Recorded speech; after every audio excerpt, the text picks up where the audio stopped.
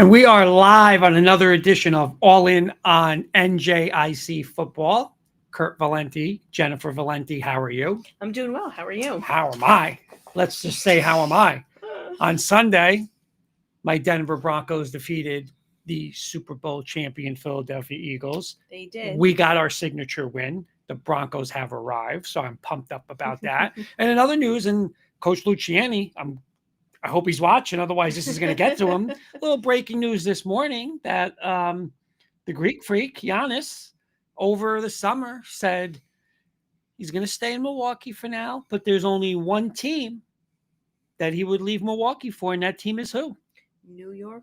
New York or nowhere. Our New York Knicks. Our New York Knicks. We'll see if that pans out. Real quick, we got our first comment of the night. That's from Ernie Mays. Hello, Jen and Kirk. Go Broncos country. Big Bronco fan tuning into some high school Thank football. you for checking in.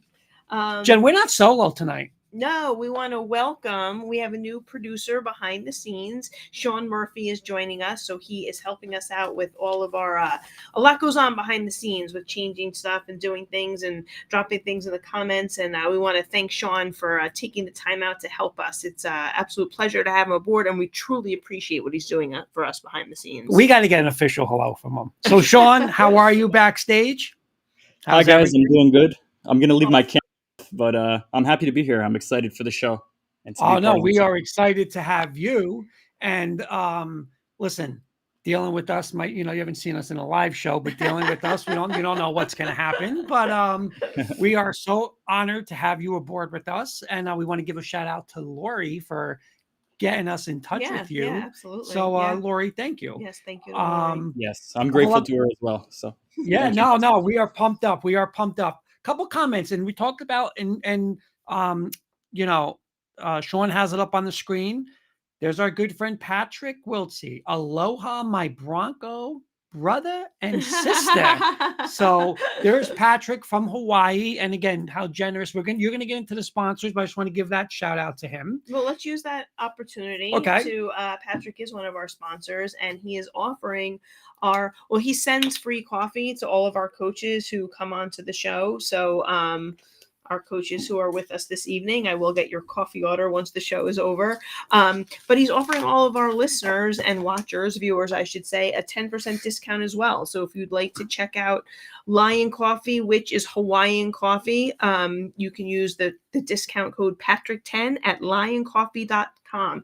And Sean will be dropping that link directly into the comments throughout the night, along with some of our other sponsors that we would like to thank. Red's Restaurant and Beer Garden with 2 locations, one in Carlstadt and one in Newark, and then the Roosevelt in East Rutherford, right? Yes. I always forget if it's just Rutherford or East Rutherford, that location. Also Puppies and Tattoo Dog Groomer with 3 locations, and one in North Arlington, in Fairlawn, Montclair, and a mobile dog grooming service, and Villa Italia Restaurant, who sponsors our pick segment with a location in Lyndhurst. To thank you for all of our sponsors for supporting us. We appreciate it. There's Mr. Kirkpatrick live from Maryland saying, good evening, Jen and Kurt. Unlike the Yankees, I'm looking forward to your show. And he's also saying, welcome to the team, Sean. And he's asking how to spell it. And it is official. It's S-E-A-N. I had to get that clarified tonight. I got that clarified. You were on top of that. Yep, which was good. We have a big show tonight. Huge. You know what? It's the part of the season where, it's just so much going on. We're so excited to cover as many teams as possible. So we will be joined by Waldwick tonight. We will be joined by Powell Park tonight. We will have a game of the week preview between Beckton and Garfield tonight. We will be bringing in 2 players who kind of made a splash onto the NJIC scene this recently. We'll be doing our top dog. So, and of course our guest pickers. So we got a lot of guests to get in and out. We've kind of been exceeding an hour recently. So thank you for tuning in. Thank you for watching, and thank you for sticking with us as we try to give the NJIC the coverage that it rightfully deserves. Couple comments coming in. Connor Rice, ready to watch my quarterback and my lineman on the show tonight. Love it. And Melvino saying, let's go Woodridge. So, all right, where do you want to start? Well, you have your Around the NJIC. All right, let's start with Around the NJIC. So I'm going to do 4 quick hitters. The last one's a little different. But Jen, give me your most dominant team this past week. we talked about this every week. What does dominance really mean? And you know what? This week I'm going with Woodridge. I feel like Woodridge has remained undefeated, and they played a tough Park Ridge opponent this week. I think it's impossible to shut Patrick Randolph down on Park Ridge, but they quote unquote held him to 106 yards and 2 touchdowns. I mean, he's exploded in some games, and I'm going to go with them as most dominant performance. Okay, that's a good choice. Good choice, because big win for them, and they were down Mhm. in that game, so nice comeback for them, clinched the division. I'm going to go Rutherford. The game was 3:00 on. We had to wait for that one, the last one, right? But listen, they played a hot Cresskill team. Mhm. That team didn't score less than, I believe, 21 points in any game. They didn't score 20 against Rutherford. Rutherford first drive, boom. By the time I got the game on, it was 7-0 Rutherford.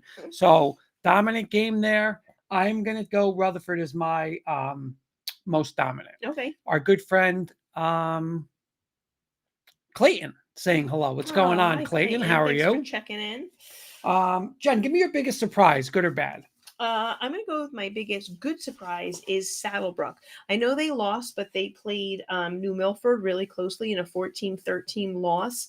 Another team with an explosive player in Kobe St. Hilaire. Spoiler alert, he's one of our guests later on this evening. And Coach Catrona, first year at the helm there, obviously, was Woodridge coach for the past couple of seasons. I just feel like it's evident that they're starting to click and mesh. And I thought that even though it was not a victory for Saddlebrook, I thought that was a really strong statement game for them. Stephen Wilbur saying Woodridge on top. Damian Ramirez is saying GB3. Eric Haynes is saying Woodridge on top. I love that the Woodridge.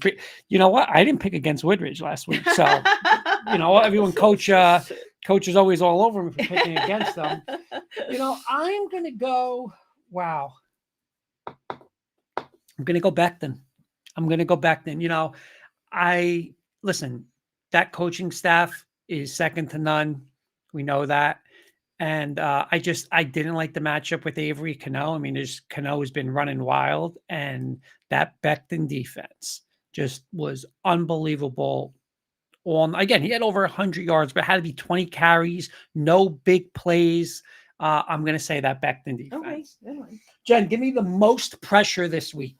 I'm going with Becton and Butler. I feel like they are the two teams that want to win the division outright, not have just a share of the title and then go to the I'm going to use the word tiebreaker decisions of what makes them the winner. So I'm going to go with Becton and Butler. How about you?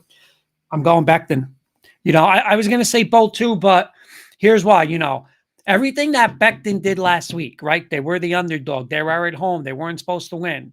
But now they have to win. You have to win this game against Garfield. You're playing a younger Garfield team.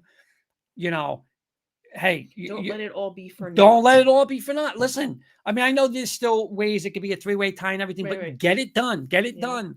And we'll talk about keys and we'll have those guys on. But I think the most pressure this week, listen, I would have said it could have been like Woodridge if things didn't go right last week, but listen, they got things done, right? So they got that out of the way. And again, listen, they want to win, but I'm saying is there's not that much pressure on them for that division. That's over. It is for the playoffs, the regular playoffs. So we can get into that later, but I am going to go with Becton. Okay. All right. Mark Calderio. Good evening, Kurt and Jen. How are things? Very good, Mark. How nice are to you? Hear from you, Mark.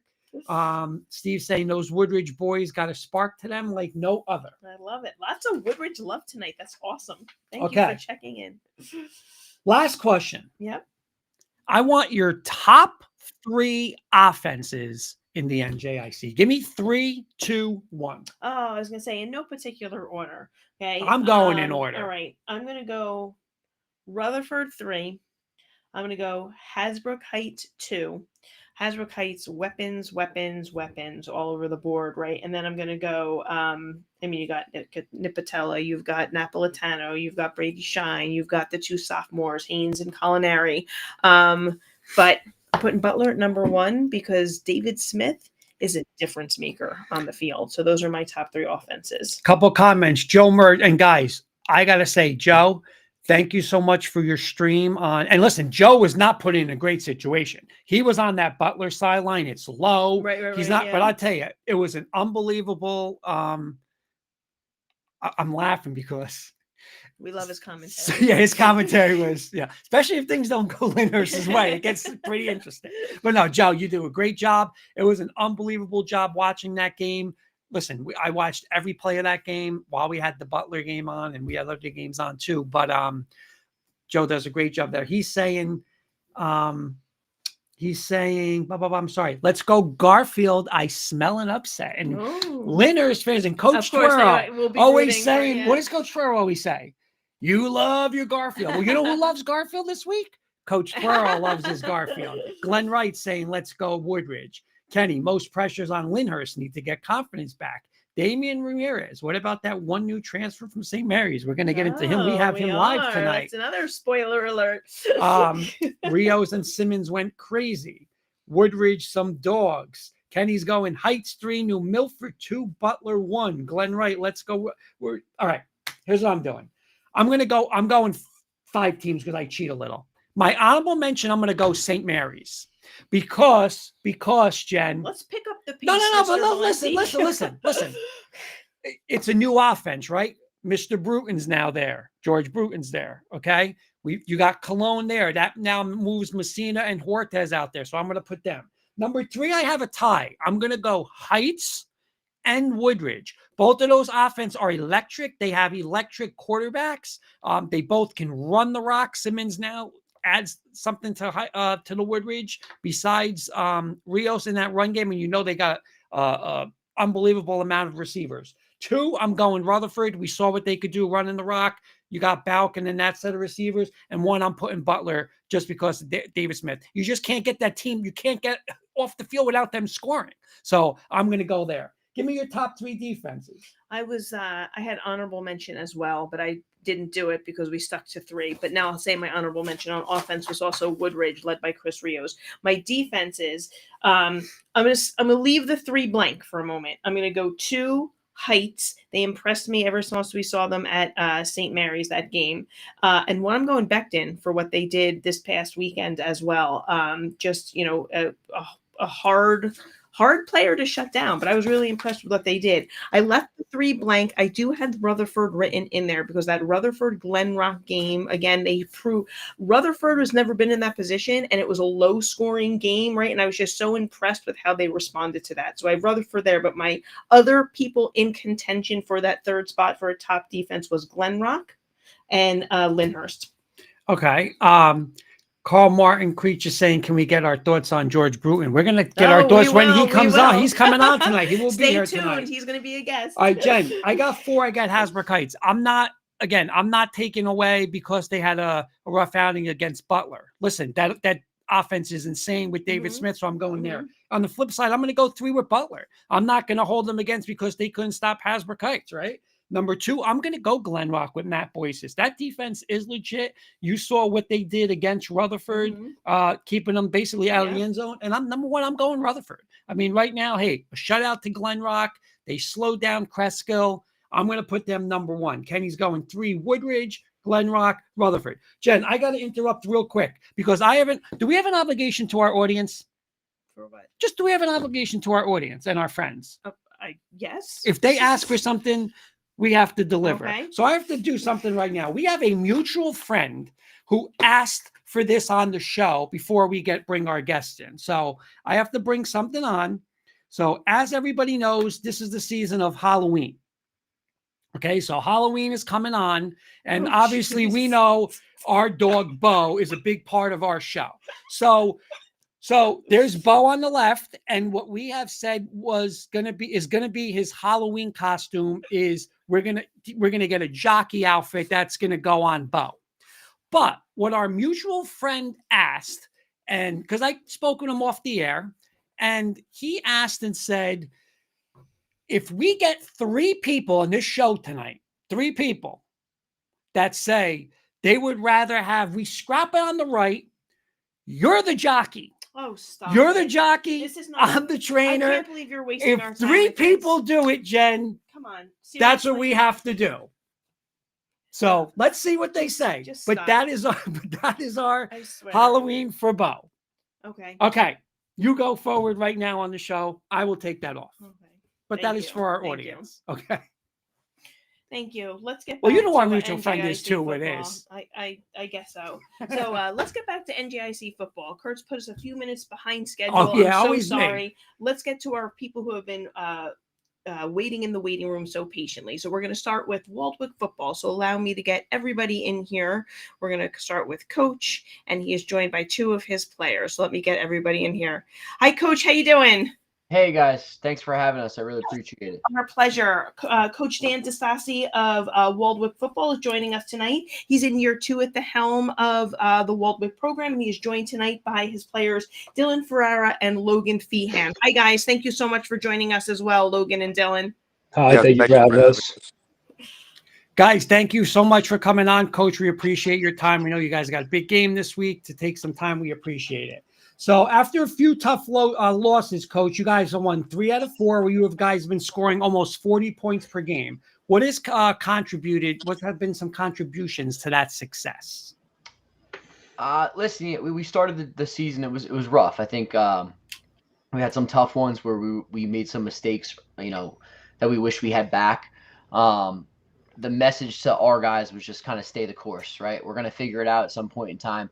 I think the big thing has been the way that we've been able to run the ball. Our offensive line is pretty young. So I think we have a freshman, 2 sophomores, 2 juniors. We knew that it was going to take a little bit of time for them to gel. They started to, obviously. And then, Dylan obviously being able to run the ball from the quarterback position, and Luciano Mayer, who's our tailback, the two of them just kind of getting downhill behind that offensive line has kind of changed the way that we've played a little bit. Dylan, my question is for you, and it actually kind of piggybacks right off of how Coach answered Kurt's question there. Your running game is second to none in this league. So why do you think, from a player's perspective, your running game has been so successful? First of all, thank you. I appreciate it. I think one of the biggest reasons we've been successful is just because of my offensive line. Honestly, I got to give it all to the boys up front. They're getting downhill. They're moving people. They're letting me get to the second level and making athletic plays. Piggyback on that, I'm going to go to Logan. With your run game, it all starts up front. And Dylan, that's very smart to always give shout out to that offensive line, right? So how much pride is your O-line, just to make sure you guys can run the ball like Coach is saying you guys can week in and week out? We take a lot of pride in our run game, obviously. I think it really comes down to our O-line coach, Coach Farah.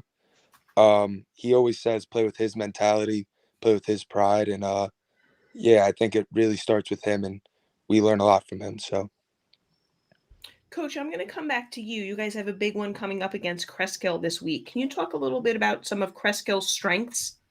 Yeah, they're a really good football team. I think it starts with the quarterback. The quarterback's a tremendous player. He can make things happen with his feet, make things happen with his arms. They've got a bunch of really good skill players that can do some things with the ball. Coach is obviously new over there at Cresskill, but you can see on the film they're doing a lot of really good things. And they've been tough to prepare for sure. So, I think as far as us, it's always about us in my opinion. Like how we need to do the things that we need to do that fit our strengths, and obviously we're going to try to establish running the ball and play good defense. But they're going to be a tough opponent for us, and we've got to bring our A game for sure. Coach, and I'll go to Dylan, but Coach, you're going to love this one. We have, again, somebody else who helps us behind our scenes. If you want to give a shout out with all our stats every week. So we get our stats. He helps them. So we look in Waldwick and we see like Dylan Ferreira, and it's like 260 yards rushing. We're like, whoa. Like he must have messed something up. Then we're like, no, he had a 260 yards rushing. Like, and now it's like, we don't even look. It's just like, all right, what did he run for? So my question to you, Dylan, is can you talk a little bit about your leadership role, not only as a senior on the team, but also as the quarterback of the team? To be honest, I've been playing varsity football since freshman year. I've been around really great leaders and really great guys my entire 4 years, and I've learned from them 100%. Last year as a junior, Although I wasn't named captain, I feel as if that's really when I started to take the leadership role more seriously. And this year going into it, I knew that being a quarterback, being an older guy, being a senior in the locker room, you really just got to get everyone together. And I think it's more not of a people look up to me or like respecting. It's more just like we're all friends, we're all buddies here, we're all boys. Like we love each other, we love playing for each other, and like everyone's willing to do everything they can for the team. It's all about getting people to buy in, and the quicker you buy in, the better you're going to be. Logan, I wanted to talk to you a little bit about your goals for the rest of the season, right? You have some conference play left and then looking ahead to playoffs. What are the team's goals? Obviously, we're looking to get into playoffs right now. I believe we were 19th in power points, but yeah, we're just looking for some big wins coming up. We need a big win this week and hoping for some good crossover games. You're with Coach. Oh, back to I'm sorry, my fault there. Coach, can you talk about some other players on the squad this year who've had, not just leadership roles, but have been performing well for you on the field? Yeah, I think two guys that come to mind right away is Brian Rock, who's played tremendous defense for us. He doesn't always pop off on the stat sheet, but like you watch the film, you put the film on, he pops off the film a lot. He's just played with great effort. He's a senior. He had a great last few years, and he's really played well in the defensive line. Jake Wansowitz is a guy on offense and defense who we've kind of looked to just to kind of be like that steady rock. Like he's a rock back there in our secondary, and also is a steady outlet in the pass game when we go to him. JJ Danello is another one. He had some struggles last year as a sophomore in the secondary, but he's really showed up in the back end. And then obviously the offensive linemen that we've had, I think like I said, they've all kind of showed up. Luke Fairchild has some experience last year.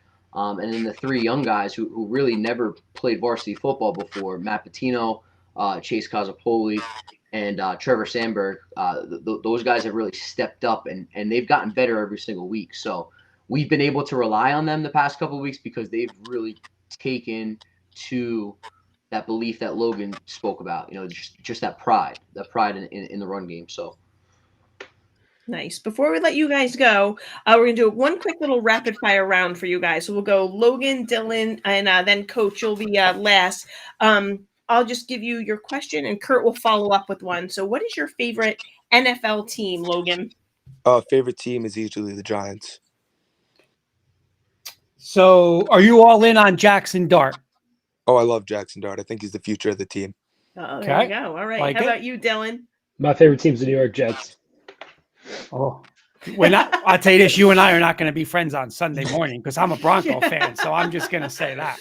But Jets all the way. let me ask you this. What is a successful season for the Jets this year? I think a successful season is anything above seven or 8 wins. I mean, we're kind of in a rebuild year this year. We don't have a quarterback, 100%, but 7 or 8 win season, make some moves in the offseason. I think that's great. Okay. Coach? unfortunately, like Dylan, I'm a Jets fan. All right. So he just used the word quarterback. So is he your future quarterback? Justin Fields? Yes. I think that's to be determined still. I think we got to see some Fair. more. Fair. That's fair. Fair statement. That's fair.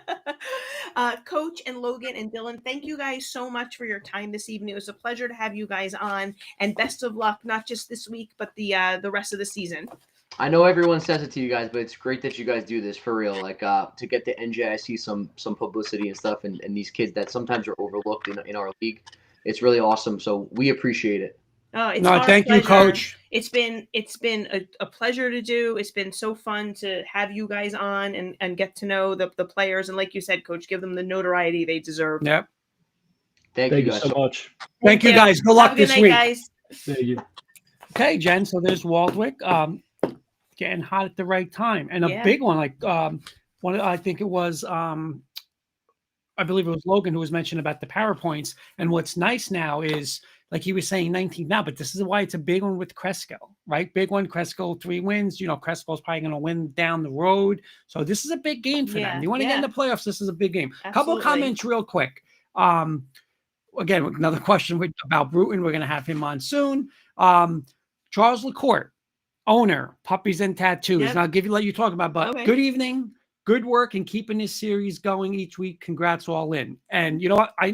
I know him personally, but I want you to talk about him because you deal with him with Bo. So Charles, as Kurt said, is the owner of Puppies and Tattoos, one of our sponsors, and also Bo's groomer.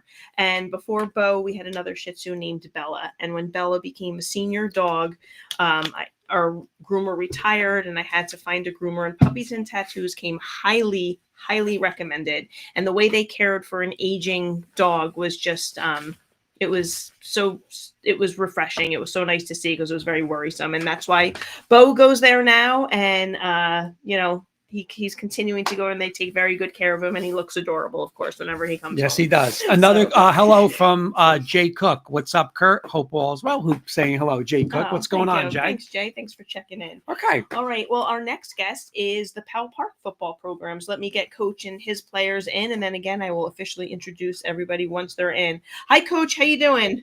Hey, how are you? Thank you so much for having us on. Our pleasure. Let me officially introduce you. We are joined by Powell Park coach, Coach DeGennaro, and he is joined by two of his players, junior quarterback Shane Armstrong and senior running back Tristan Bailey. Hi, Shane and Tristan. Thank you for joining us as well. Hello. Thank you. Hello.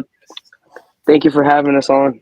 Our pleasure. Coach, thank you again for you and the guys coming on. Again, we always say this, but listen, we know how it is with football. You guys practice, film, stuff like that. So to take some time out to come on the show, we really do appreciate it.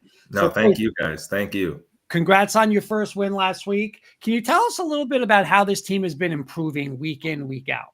Appreciate it. Yeah, actually, we've been seeing the improvement, honestly, since June. Luckily, I've been with the program now for 4 years. This is my first year as the head coach. And to watch these guys grow from June to now has been outstanding. I mean, just the culture alone, the way they act in the locker room, the way they pick each other up, showing up to practice every day, giving 110% has just been great to see. And honestly, I kept telling them as the season's been going, as we've been, building this thing, basically, keep on the tracks. Don't fall off the tracks. Keep going. Eventually it's going to work out. And you know what? This week we showed up, we showed out, and everything came together like we said it would, and we're on the board. So time to keep it going and keep working and keep that same mentality that we've had. That's great, Coach. Tristan, I'm going to come to you. Your roster has a mix of upperclassmen and underclassmen. As a senior leader, how have you helped the team mesh?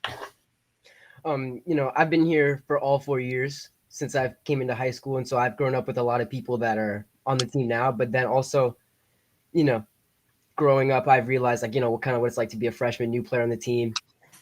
And so I've just made sure that, as a senior, that I'm very welcoming and, teaching when it comes to what I can do and my brothers on the team. Nice. A couple comments from an Elijah St. Hilaire saying Powell Park alum right here. So checking in. Coach James Case saying, Coach Case saying, what's up to Sal and Tristan? So that's from Coach Case. I'm going to go to Shane. Shane, as the quarterback, leader of the offense, can you talk about some of the strengths of this offense for Powell Park? I think that our O-line gets us a push every time we run the ball. We're a very strong running team. I think that we get the ball moving every drive, and just want to keep moving forward going into the next upcoming weeks.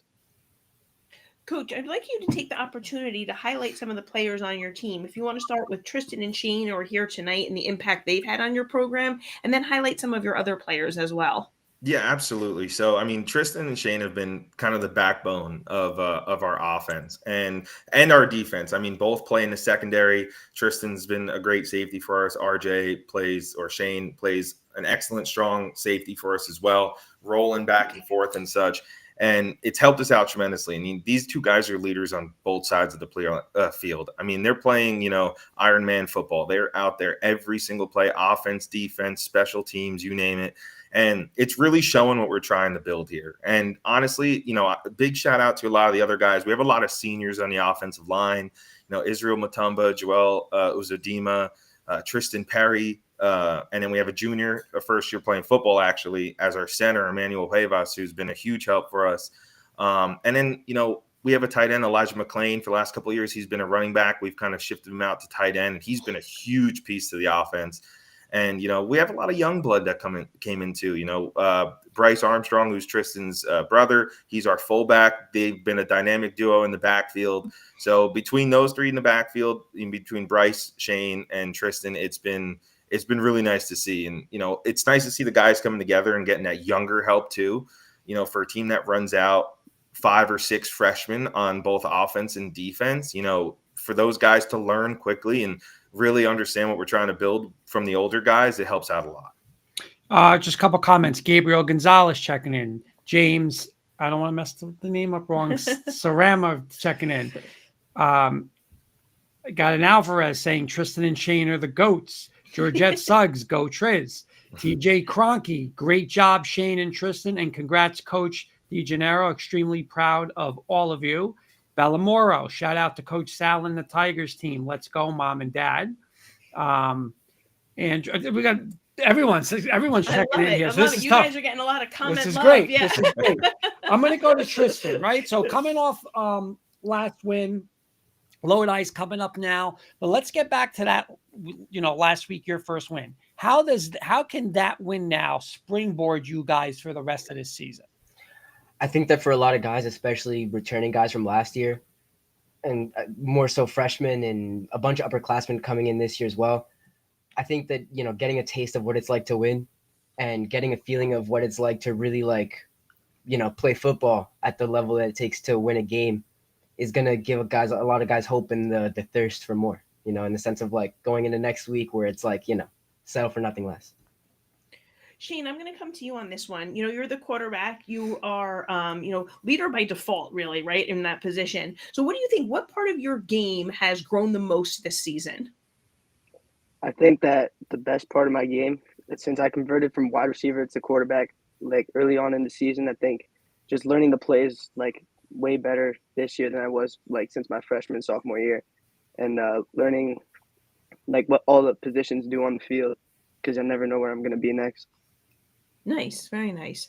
Before we let you guys go, we're going to do our quick little rapid fire round. So we'll go Shane, Tristan, and then Coach will end with you. And just to ask you guys to each give me your favorite NFL team, and Kurt will follow it up with a little follow-up question. So Shane, what's your favorite NFL team? I'm a huge Pittsburgh Steelers fan. Oh. Okay, so Aaron Rodgers, like the move or no?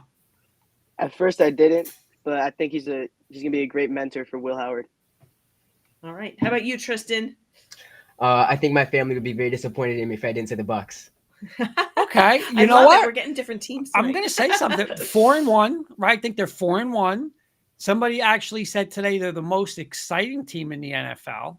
But what's your thoughts on Baker Mayfield? I was a big Baker Mayfield. I wanted the Broncos to draft him when he came out from Oklahoma. I was a huge fan of him, but some people love him, some people hate him. But what's your thoughts on Baker Mayfield? I think I love the way he plays football. I think he's a great quarterback, and if you give him the chance, I think he'll make plays every time. Nice. All right. And Coach, how about you? Unfortunately, I'm a Jets fan. Okay. Every Jets fan has prefaced it with that. So you know what? I'm going to ask him both. I'm going to double up the question I asked the guys from Waldwick. Okay. Part 1, Coach. What's a successful season for them? And 2, is Justin Fields the quarterback of the future for them? So a successful season, honestly, know what success looks like as a Jets fan anymore. So I'll take anything over 6 wins. I think it shows a little bit of growth in the program. I mean, I trust in the new head coach. I trust in what they're doing there. As for Justin Fields, listen, I like him in Chicago. I thought, he's I think he's a good mobile quarterback. He could definitely run the offense. It's just going to see if the defense can play. So we'll see. Coach and Shane and Tristan, thank you so much for joining us tonight. It was an absolute pleasure to have you on. Best of luck to you, not just this weekend, the rest of the season. We'll definitely be in touch, Coach. Thank you. Thank you. Thank you for having us. Thank you so much, Thank guys. you so much for coming on. We appreciate it. Have a good night. Yeah, appreciate it. Thank you again for the opportunity. Both of you have a great night. You too. Our Great night. pleasure. Okay, so there's Powell Park coming off their first win. Lodi again. Listen, this team, like Coach is saying too, how much better they're getting since June. He's been with them. Listen, they got another chance this week in Lodi. Hey, listen, make a nice little run. And I tell you, these kids, again, just well spoken, and just like you're saying, like they're just listen. You could just see that's the love of high school Yep. football right there. You Yep. know, the love of high school football. And listen, they're so excited they get their first win. Again, listen, it's an listen. We say everybody, right? But hey, it's an honor. Listen, they just came off a nice win. They're all fired up. They wanted to come on the show and stuff know, like that. But listen, they absolutely. work hard. You know what I'm saying? It's a tough week, school and stuff like that. So for everybody to be able to come on, we're I not doing know, this we're early. We're a little late. I know, You know, exactly. We're we so love it. appreciative of everybody's time for sure. We love, and just the you know, the coaches are so appreciative, but we're so appreciative of Absolutely. the time that they give us, because we, you know, it takes a lot to put it together in the background, and you know, the fact that they're appreciative, it just makes us want to keep doing And it for week 30 after more week. seconds, not easy what Shane did. Going from receiver to, Oh, to a yeah, quarterback. yeah, You know, you're absolutely. used to Yep. this is how I see the plays. This is what it is now. It's not like, okay, I'm just learning what I'm doing as a wide receiver. Yeah. You have to know what everybody's doing Yeah, from absolutely. protections and all that. So not easy to do. Well, the next portion of our show, we're going to bring in two guests, one at a time, but I'm going to use the word two players that have kind of burst onto the scene in these past couple of weeks. So our first guest is going to be George Bruton. So let me just grab George and get him in here. Okay. All right. Hey, George, how you doing? Hi, how are you doing? Thank you for Good. having me on here. Our pleasure. We're let me officially introduce you and give some of your stats thus far for the season. We're joined by senior running back George Bruton from St. Mary of Rutherford. And I keep using that word burst because I think it's such a perfect verb. Burst onto the scene in game 4. And St. Mary's has not lost since, right? His stats so far are 253 rushing yards against Bogota, 125 rushing yards against Weehawken, 231 rushing yards against Wallington, and a total of 4 touchdowns so far. So, George, thanks for being here, and congrats on what you've done so far this season. Thank you so much, and thank you for having me again. Well, I got to tell you this, the audience, we had about 8 people asking for you already. So we're like, he's coming, we promise. And there's Jonathan Hortez saying, yes, sir, the George Bruton III. Nikki Davis saying Georgie. So I got to start by saying this. Coach Johnson sometimes everybody's great. Everybody, wait till you see this guy. So when he said to me, just wait till you see Bruton. Okay. Then we saw Bruton. This one, Coach Johnson was, yeah. I mean, this was like when you know, here's the stats and you ran for over 2-something against a really good Bogota team. It's like crazy. But all right, but no, great job so far. We appreciate you coming on. My first question is 3 straight wins, right? 3 huge games by not only you, but the whole offense. What has been the difference the last 3 games? I feel the difference is just starting from June, we've been putting in a lot of hard work, and I felt like we come really close as a unit. We're like a family, so like everybody's really working hard, going from the line, going from the secondary, and we're all just trying to make the team better and win all games from here on. A couple other comments. Carl Martin Creature saying, the boy, Nikki Davis, my nephew. Alex B, George Bruton, great young man. Katrina saying, go Georgie. Nice. You're getting a lot of comment love. Yeah, George. Love it. Yeah. That's what we love. George, I wanted to ask you a little bit about your journey to St. Mary's. Like, what led you there ultimately to decide to go to St. Mary's, and are you happy with your decision? For one, I'm definitely very grateful for the opportunity that they give me. I love the coaches. They're like a family to me, and it just felt really welcoming when I joined the team. The coaches, they came in very warming and very nice, and I feel like playing for this team was definitely the best decision I ever made. Christina Cadero, let's go George Bruton. Damian Ramirez, love you, George. Alice Boland, me and my husband were at that game. He was so impressive. He also assisted in 2 touchdowns. George, you know, let's talk. I always say this every week, right? And you're a phenomenal player. We have phenomenal skill players on this show all the time. But what do I always say, Jen? It's always about the guys up front, right? So can you talk a little bit about your offensive line and how they've been, you know, all year, but especially since you've been inserted into the lineup? Oh, yeah, of course. I definitely give all credit to my offensive line. Without them, I wouldn't be in the place or predicament I am in now. My offensive line, they definitely work hard, very hard. They're like brothers to me, and again, they're like a family to me, and I definitely give all my praise to them. George, I have a two-part question for you before we let you go tonight. You have a big one coming up against Park Ridge. So what do you guys need to do to be successful and make it 4 in a row? To make this game 4 in a row, I feel like it's just toughness. We need to play physical at the line, and let them know that we're here and we're ready to play and that we want to dominate. And then you have some more tough matchups, right? You're going to have some crossover games moving forward, moving into playoffs, right? So how do you think this team can be moving forward the rest of the season and into playoffs? I feel like from practices, working hard, how we have been, and just getting more connected. We are very connected. We're like a family. So I feel like from here on, it's just going to skyrocket.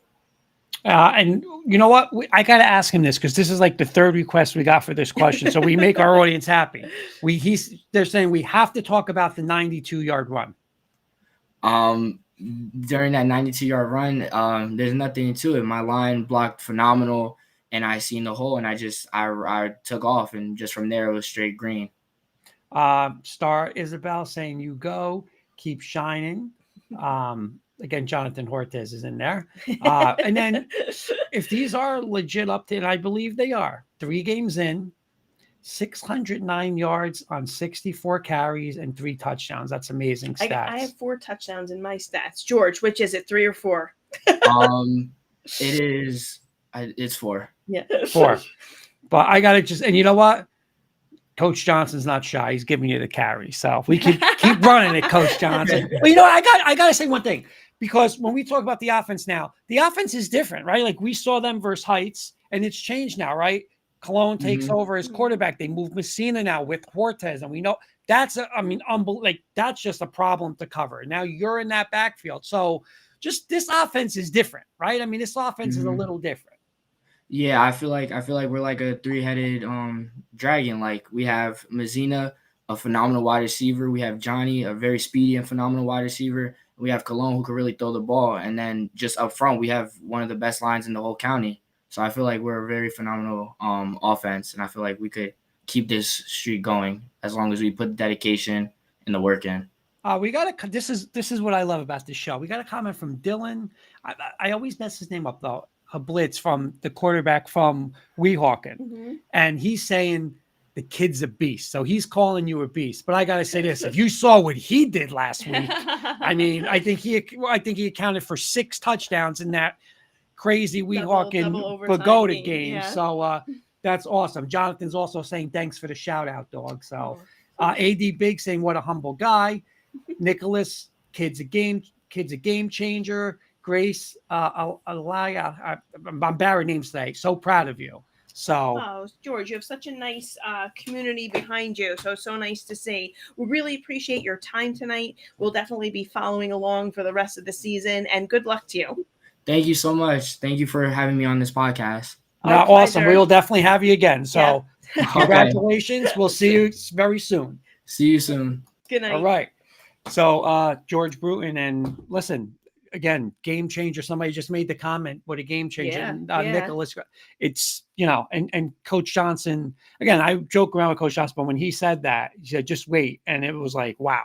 Like, so what a game changer there. Changed the offense. And again, now that team is hot, and you don't want to play that team. That offense is crazy. Well, let's real quick, they have a dynamic blend. Those kids are all great. They work well together. Super amazing. Go Gales.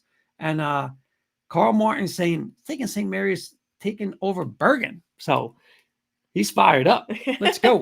Love it. All right. Well, let's bring in our next player who's also burst onto the scene recently. We're joined by New Milford's Kobe St. Hilaire. Hi, Kobe. Thanks for joining us. How are you? Good. How are you? Thank you for having me on. I really appreciate it. Oh, our pleasure. Let me just give some of your stats as well. In 2 games, you've amassed 494 yards and scored 5 touchdowns. So amazing stats for just, getting 2 games in. So congrats to you, Kobe. Thank you. That's all you did in 2 games? That's it? I'm tired of saying just, when we were, again, it's just like, we had George on and you on, and it's just like 2 complete game changers in this league. Where while you're speaking, I'm going to put up one of Kobe's highlight okay here. Go ahead.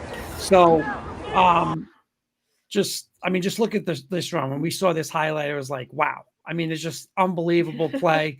But listen, you put the league on notice, right? Because it's now, this is a game changer here. So congratulations on the start. Thank you. We're looking forward to a lot more of this. But the thing that stood out for me, and I'm not sure where I saw you do it, if it was a tweet or something, the first thing you said is after you have this monster game, you say like great blocking, right? So, to me, that like just shows the kind of, not the player you are, the person you are. Because I've always said too that, listen, as great as you guys are as skill kids, it's all about the offensive line, right? I don't care how good you guys are. If you don't have an offensive line, you guys aren't going to do anything, right?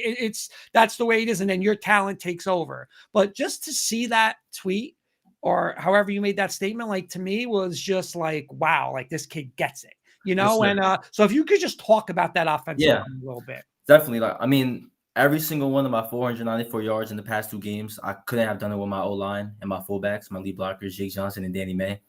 And, I just, when we're in individuals running mesh with the quarterbacks, I always see the O-lineman on the sleds working and in the shoots, just trying to do the best they can and just block for me, just work hard for me. Jake, can I just get a couple comments real quick? Okay. Joanne, I'm so bad with names tonight. Piero, Kobe, let's go. Elijah saying Hilaire, proud of you, bro.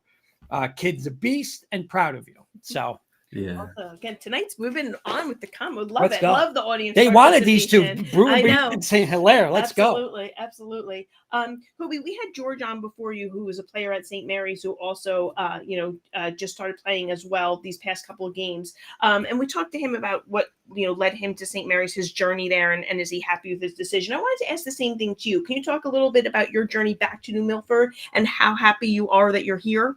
Yeah, definitely. So the past year and a half of my life has been pretty rough. I played at Don Bosco and St. Joseph, and just the past year and a half, I've dealt with some injuries and just started realizing that like maybe where I'm at right now isn't where I should be at, and I'm not gonna have the best opportunities.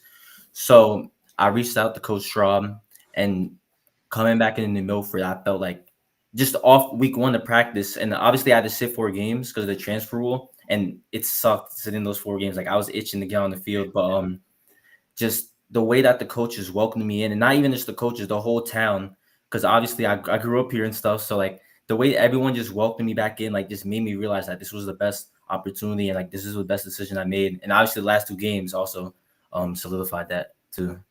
Well, I could tell you this: when you got in touch and texted Coach to come back, I can guarantee you got a text back instantly. That probably was that was probably within under 30 seconds. That thing was ready to go. A couple of comments. Keep working hard. Thanks, St. Mary's, for this opportunity. I'm not sure if that's for Kobe or for Bruton. From Kyle, keep working, Kobe.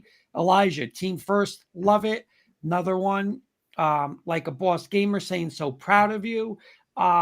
It's just, again, not knowing you, it's the first time we ever met you, but I could just see how much of you are a team first player, and I just think, listen, not only goes for you and your teammates, but that's how you guys win too. Like, Yes, you know sir. what I'm saying? Definitely. Like, that's how you guys are going to win. Listen, everyone's going to have you circled, but you know what? It's about everybody. And I just think, listen, Sure. the more, when you're like that and you're one of the leaders and they see that you're like that, all the teammates are just going to follow you, and Yeah. they're going to have that same mentality. Definitely. So can you talk a little bit about the remaining part, not only of this season but even next season a little bit? Like, how excited are you for this team now that you're here? Honestly, well, obviously we still have the rest of the season to play, but obviously next year I'm super excited to play a full season with my team, because I felt the first 4 games I sat out, I felt like I could have helped out in a way, and like it just sucked sitting there. But I know we still have the rest of the season again, but like I'm so excited for next season, and I know we have a big game this week too. Yeah. So. Oh, you guys definitely do have a big one. Well, that's actually a perfect segue into my question for you. You guys have a tough Butler team this week. How do you guys keep your ground game going against a tough Butler team like that? Honestly, we just have to make sure to have the best week of practice we've had all year, definitely. And we just have to make sure we have to clean up any mistakes we have, especially on offensive and defensive side. And we just have to play mistake-free football, Like it's a really tough team. Even when I was out of New Milford, I was still hear about Butler and like how good they were. So definitely being able to play them, I'm really excited. Kobe, another thing I noticed on your X account, right, with some of your posts as we were kind of doing some research for the show, was you are, I feel like, very proud of your academics as well. Yeah. So, and I love that you put like the student in student athlete. So Definitely. how important is it to you to maintain your grades as well? Academics, honestly, always comes first. I had two older brothers, and they told me that, well, even though my dad, his strictiveness, like how strict he was, might have changed, but like he stays on me on my grades and stuff. Like maybe a little lighter than before, like how he was with them, but like that it honestly comes first. And even transitioning from like private schools and like how some of the like the academic systems are different, I just made sure to choose like the classes that were going to set me up the best for college and stuff. That's so great. Well, Kobe, I'm sure that we are going to be hearing your name the rest of the season and next season as well. Thank you so much for your time. Thank you for having me. I Pleasure to have appreciate it you. so much. Oh, our Thank you. absolute No, pleasure, pleasure. Kobe. Yep. Well, I'm sure we'll be talking to you again. Yeah. All right. Thank you Thanks so much. Good luck Have a this good week. one. All right. Have a Thank good you, one. Kobe.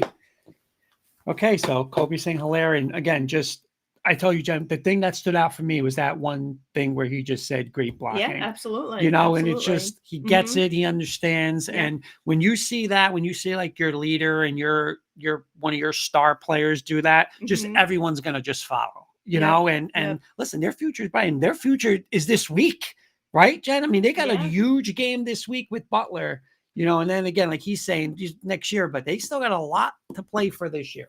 Yeah, absolutely. Well, we are going to move on to our game of the week. And this week, our game of the week features Becton versus Garfield on Friday evening at Garfield. Becton has earned at least a piece of the Colonial Division, but this would make them the outright winner. So there is a lot on the line for these two teams going into this matchup.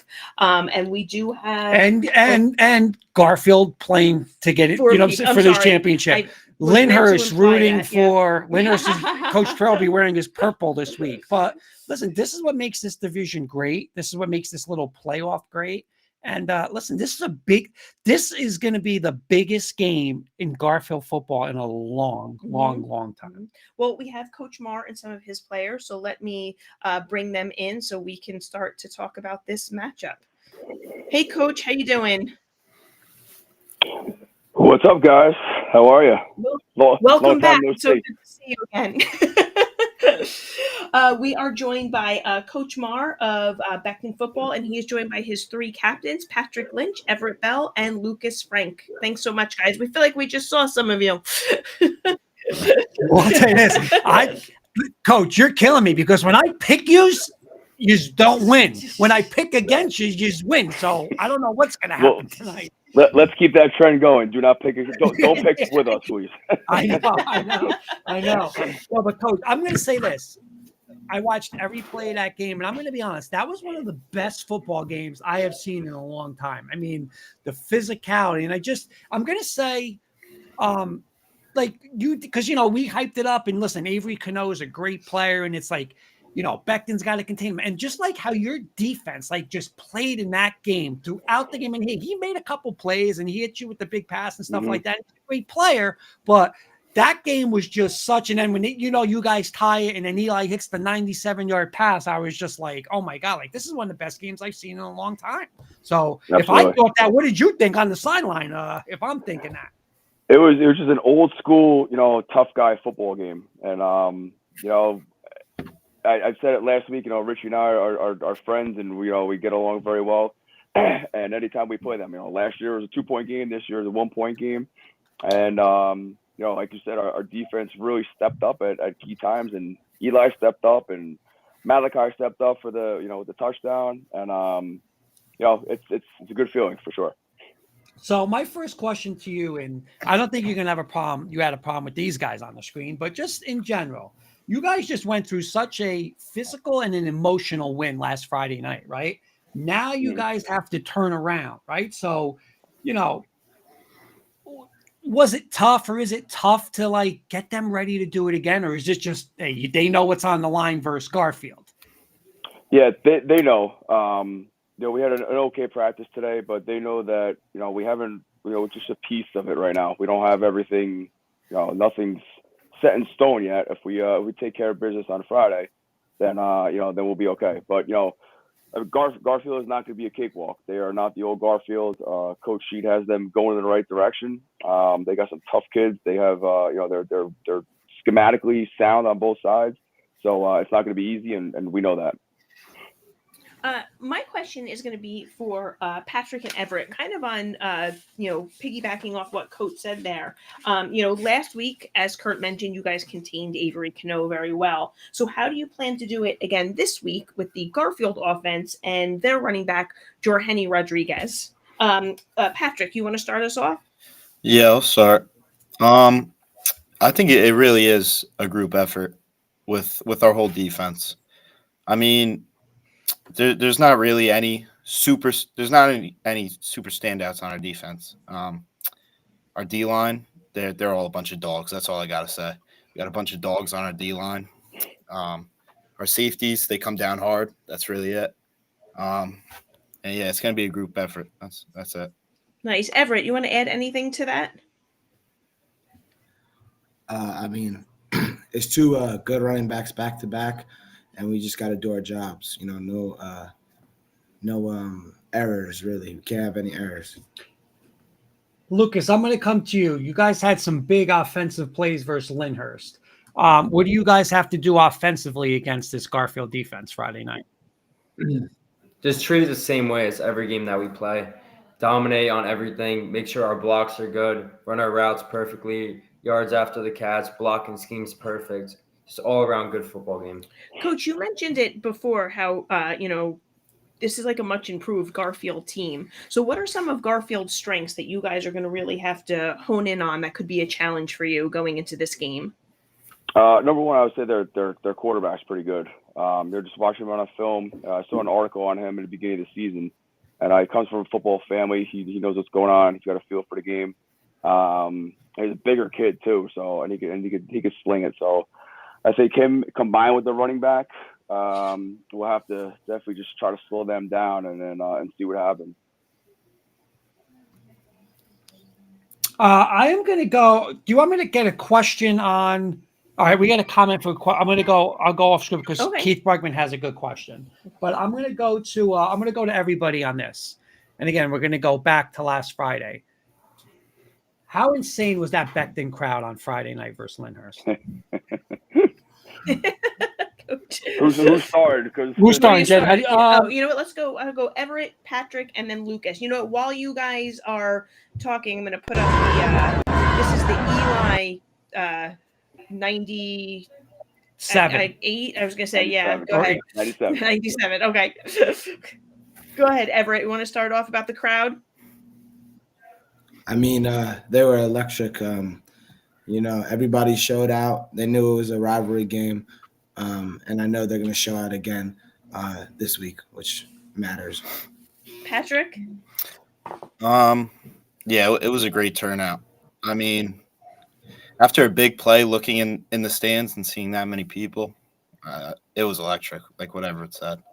And we're looking for that against Garfield too. Lucas. It was just a great environment to play in. A lot of energy, so it was great. Coach, you Did you mentioned guys see like the baby powder and everything that was going on? Yes, yes, we Yeah. did. Yeah. We did. Yeah. Yes. There were parents, afterwards. They were shooting baby powder. Afterwards, the jungle always like meets us on the field after wins, and after we break it down, they just start going crazy. But all those kids were covered from head to toe in baby powder, head to toe. Coach, real quick, it was Coach pretty Case. Coach Case Pagoda saying that's a big win. Congrats. Cool. That's my guy, Coach Case. What's up, Coach? Coach, Hell you of a season mentioned by that guy. You mentioned at the beginning of the show, you mentioned Eli. I was wondering if you could talk a little bit more about his poise, how he's grown this season, and especially his poise late in the game against Lyndhurst.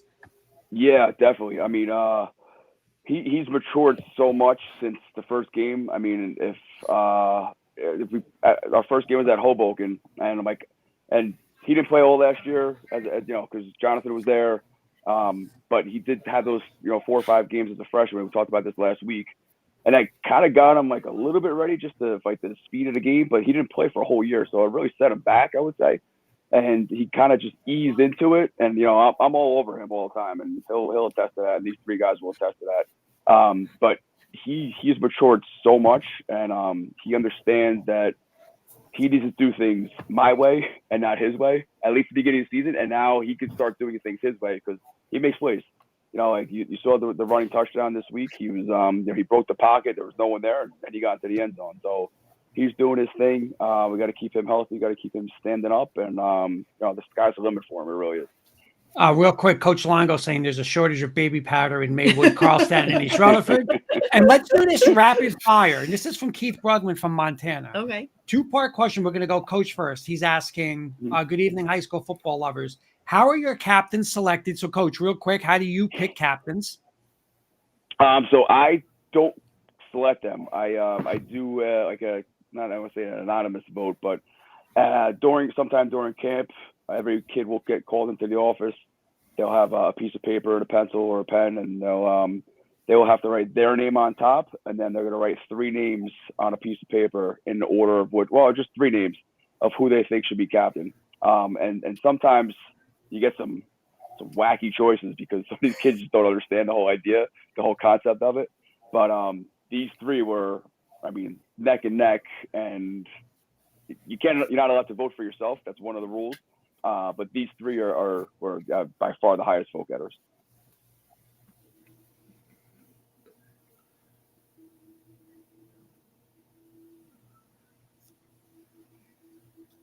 Oh.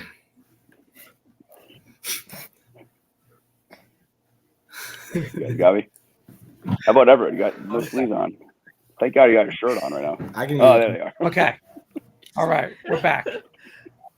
Want to start us off? I don't know if you heard want to repeat the question? Yeah, just what does it mean to be a captain?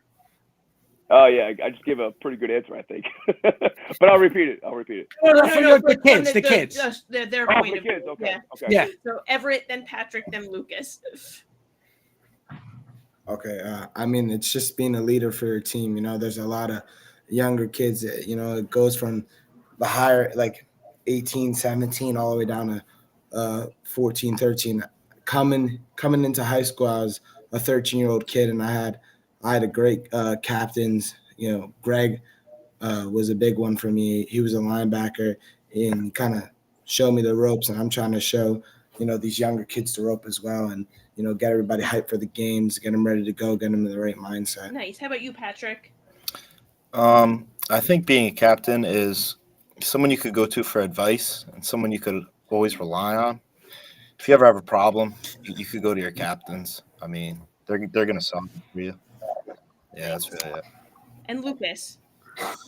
Oh, for me, it's a fun job. Just seeing the kids watch you play and they're learning from you. It's just it's this good feeling, just teaching the younger kids to try to be like you when they grow up. Nice. One more comment for Coach from a Nicholas DiCarlo. Coach Marr is one of the best coaches I know. Great motivator, excellent game planner, and one of the best teachers of the game. He's also a pretty good basketball coach. Thanks, Coach. That's my guy, Coach DiCarlo. Thanks, Jake. Coach Marr, Everett, Patrick, Lucas, thanks so much, guys, for joining us. Best of luck to you. Another big one for you guys coming up. Good luck to you. Thank you, guys. Good luck Friday Thank night, you. guys. Congrats on last week. Also, I just want to thank you guys for that coffee. That coffee came yesterday. I had it this morning. It was amazing. My wife said the same thing. Thank you so much. Oh, No, you're you got welcome. it. Glad You you got enjoyed It it. was great. All right. Good night, Thanks, guys. All right. Coach is thanking us. He's got to thank Patrick. Yes, we'll 'Cause we'll we'll get relay into those that thanks later to on. Yes, Patrick absolutely. for sure. Yeah, I'm so glad the coaches, the coffees are rolling in, so That's that's it. good. Well, our next guests for our game of the week, I'm just making sure that because I know the waiting room was a little full, so I just want to make sure that Coach has everybody here. But we'll let our And Keith is Oh, there saying we go. thanks for the Okay. answers, everyone. So it's our Oh, good friend thank Keith you, Brugman. Keith, for the good question. All right, let's get Coach T and his players in from Garfield here. So we've got Coach, and then we've got Sebastian and Adrian. All right. Hey, Coach, how you doing? I am doing great. Thank you so much for having us tonight. Our pleasure. So let me formally introduce you. We are We are joined by Coach Tashioti and of Garfield, and it's his first year at the helm. His team is off to a 4-2 start with a big game coming up, hence our game of the week. And he is joined by two of his seniors from the line, Sebastian Rodriguez and Adrian Jimenez. Hi guys, thanks so much for being here as well. Thank you for having us. Coach is thanking us. Thank you guys for winning, so we can get a good game of the week going. So thank you for that. And Coach, thank you. I gotta tell the story online. Coach, we get a call. I get a text. Let me in. I'm here to bring shirts. So we're living in a gated community. So I don't know. Coach is like, where are you guys living here? I can't get into this place. They're not doing this. But no, thank you. He actually delivered the shirts for us. So there are diplomats that live in less security than you two deal with. Now I understand you guys are celebrities. I understand now. It was funny. Poor Coach thought he was just going to slyly drop the ball. I was going to get tackled. That's it. Coach, thank you. Again, thank you guys for coming on. Again, we know you're very busy. Big game this week. And again, congratulations, 4-2. And you guys deserve to be where you are for Friday night. So, Coach, my first question to you is, a couple of weeks ago, we had you guys on and you had a big game at Lyndhurst, right? Huge divisional game. How much does that game, even though you guys didn't win that game, but you played that game in that atmosphere with the big stakes, right? How much does that game already, like that experience, help you now for this game this week? Absolutely. I think being as young as we are, all of those experiences matter, right? So that the moment's not too big for us. Oftentimes, as I'm driving on Route 80, I think to myself, like, while that Dumont loss that we opened up with was a heartbreaker for us, I'm not quite sure we would have been able to learn how to win games when we beat Park Ridge. I'm not sure that Park Ridge win would have happened without that Dumont loss. And so, I hope the boys are able to rely back on that experience of that Lyndhurst game. And, it's not often in life that you get second chances. And, we're really grateful for the opportunity to play a meaningful football game here so late in the season. And each one of those wins and games that we played in are little deposits in that bank that we can rely on to help us, spring us forward a little bit. Absolutely. Jen, comment from our good friend Kenny Kirkpatrick. Keep up the great work, fellas. Garfield class of 93 here. Very proud of what you're doing. And he says, and Coach T, tell his cousin, Mike Alfonso, he said, Kenny says great hire. LOL. So I'll make sure to let him know, Kenny. I may have to go negotiate with him. So funny. Adrian, I'm going to come to you. Kind of similar to what Coach Kurt asked Coach, but from a player's perspective, specifically from that Lyndhurst game, what did you guys learn from that game that's going to help you this week against Becton? I really think it's just about how we all contribute to the game, contribute to every single play, have everybody in 100% from start to finish, from the first play to the last play. Just have everybody contributing and doing their assignment, and hopefully lead us to a win. I'm going to go to Sebastian on this one. And, Jen and I were talking about before the Lyndhurst game, we always said hey, Garfield has arrived, right? They're young, but they have arrived. And then after the Lyndhurst game, we're like, but they're going to learn and when it's for all the marbles next year. But there is no next year for that. You guys got it right now in front of you playing for a division championship, right? So I guess my question for you, Sebastian, is playing for a league championship game Friday night. Did you guys envision this at all this season? Yes, sir, man. We've been preparing all season, working hard every single day, man, in the weight room. Just being prepared from start to finish. Just been ready. Couple comments. Ross saying the dogs are hungry. Marcus is saying, let me get this comment in. Leaders both on and off the field. Adrian will literally practice his blank off, make sure the field is clean, water is dumped, and laundry is loaded. Selfless. You know what? That is an unbelievable comment.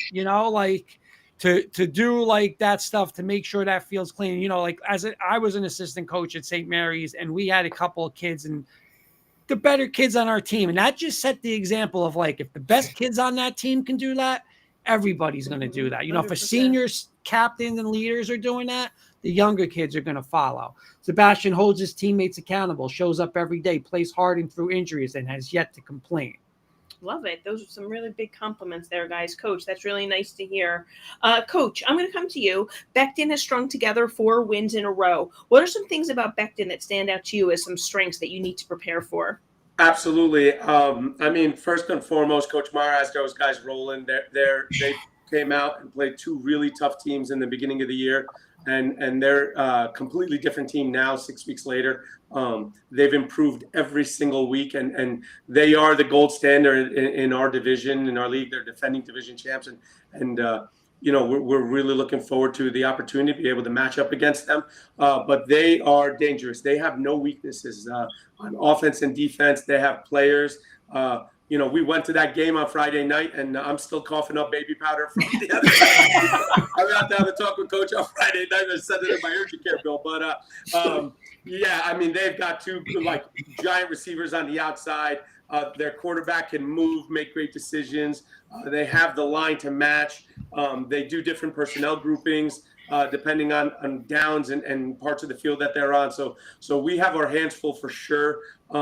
There really are no weaknesses. I mean, it's pick your poison with them. Absolutely.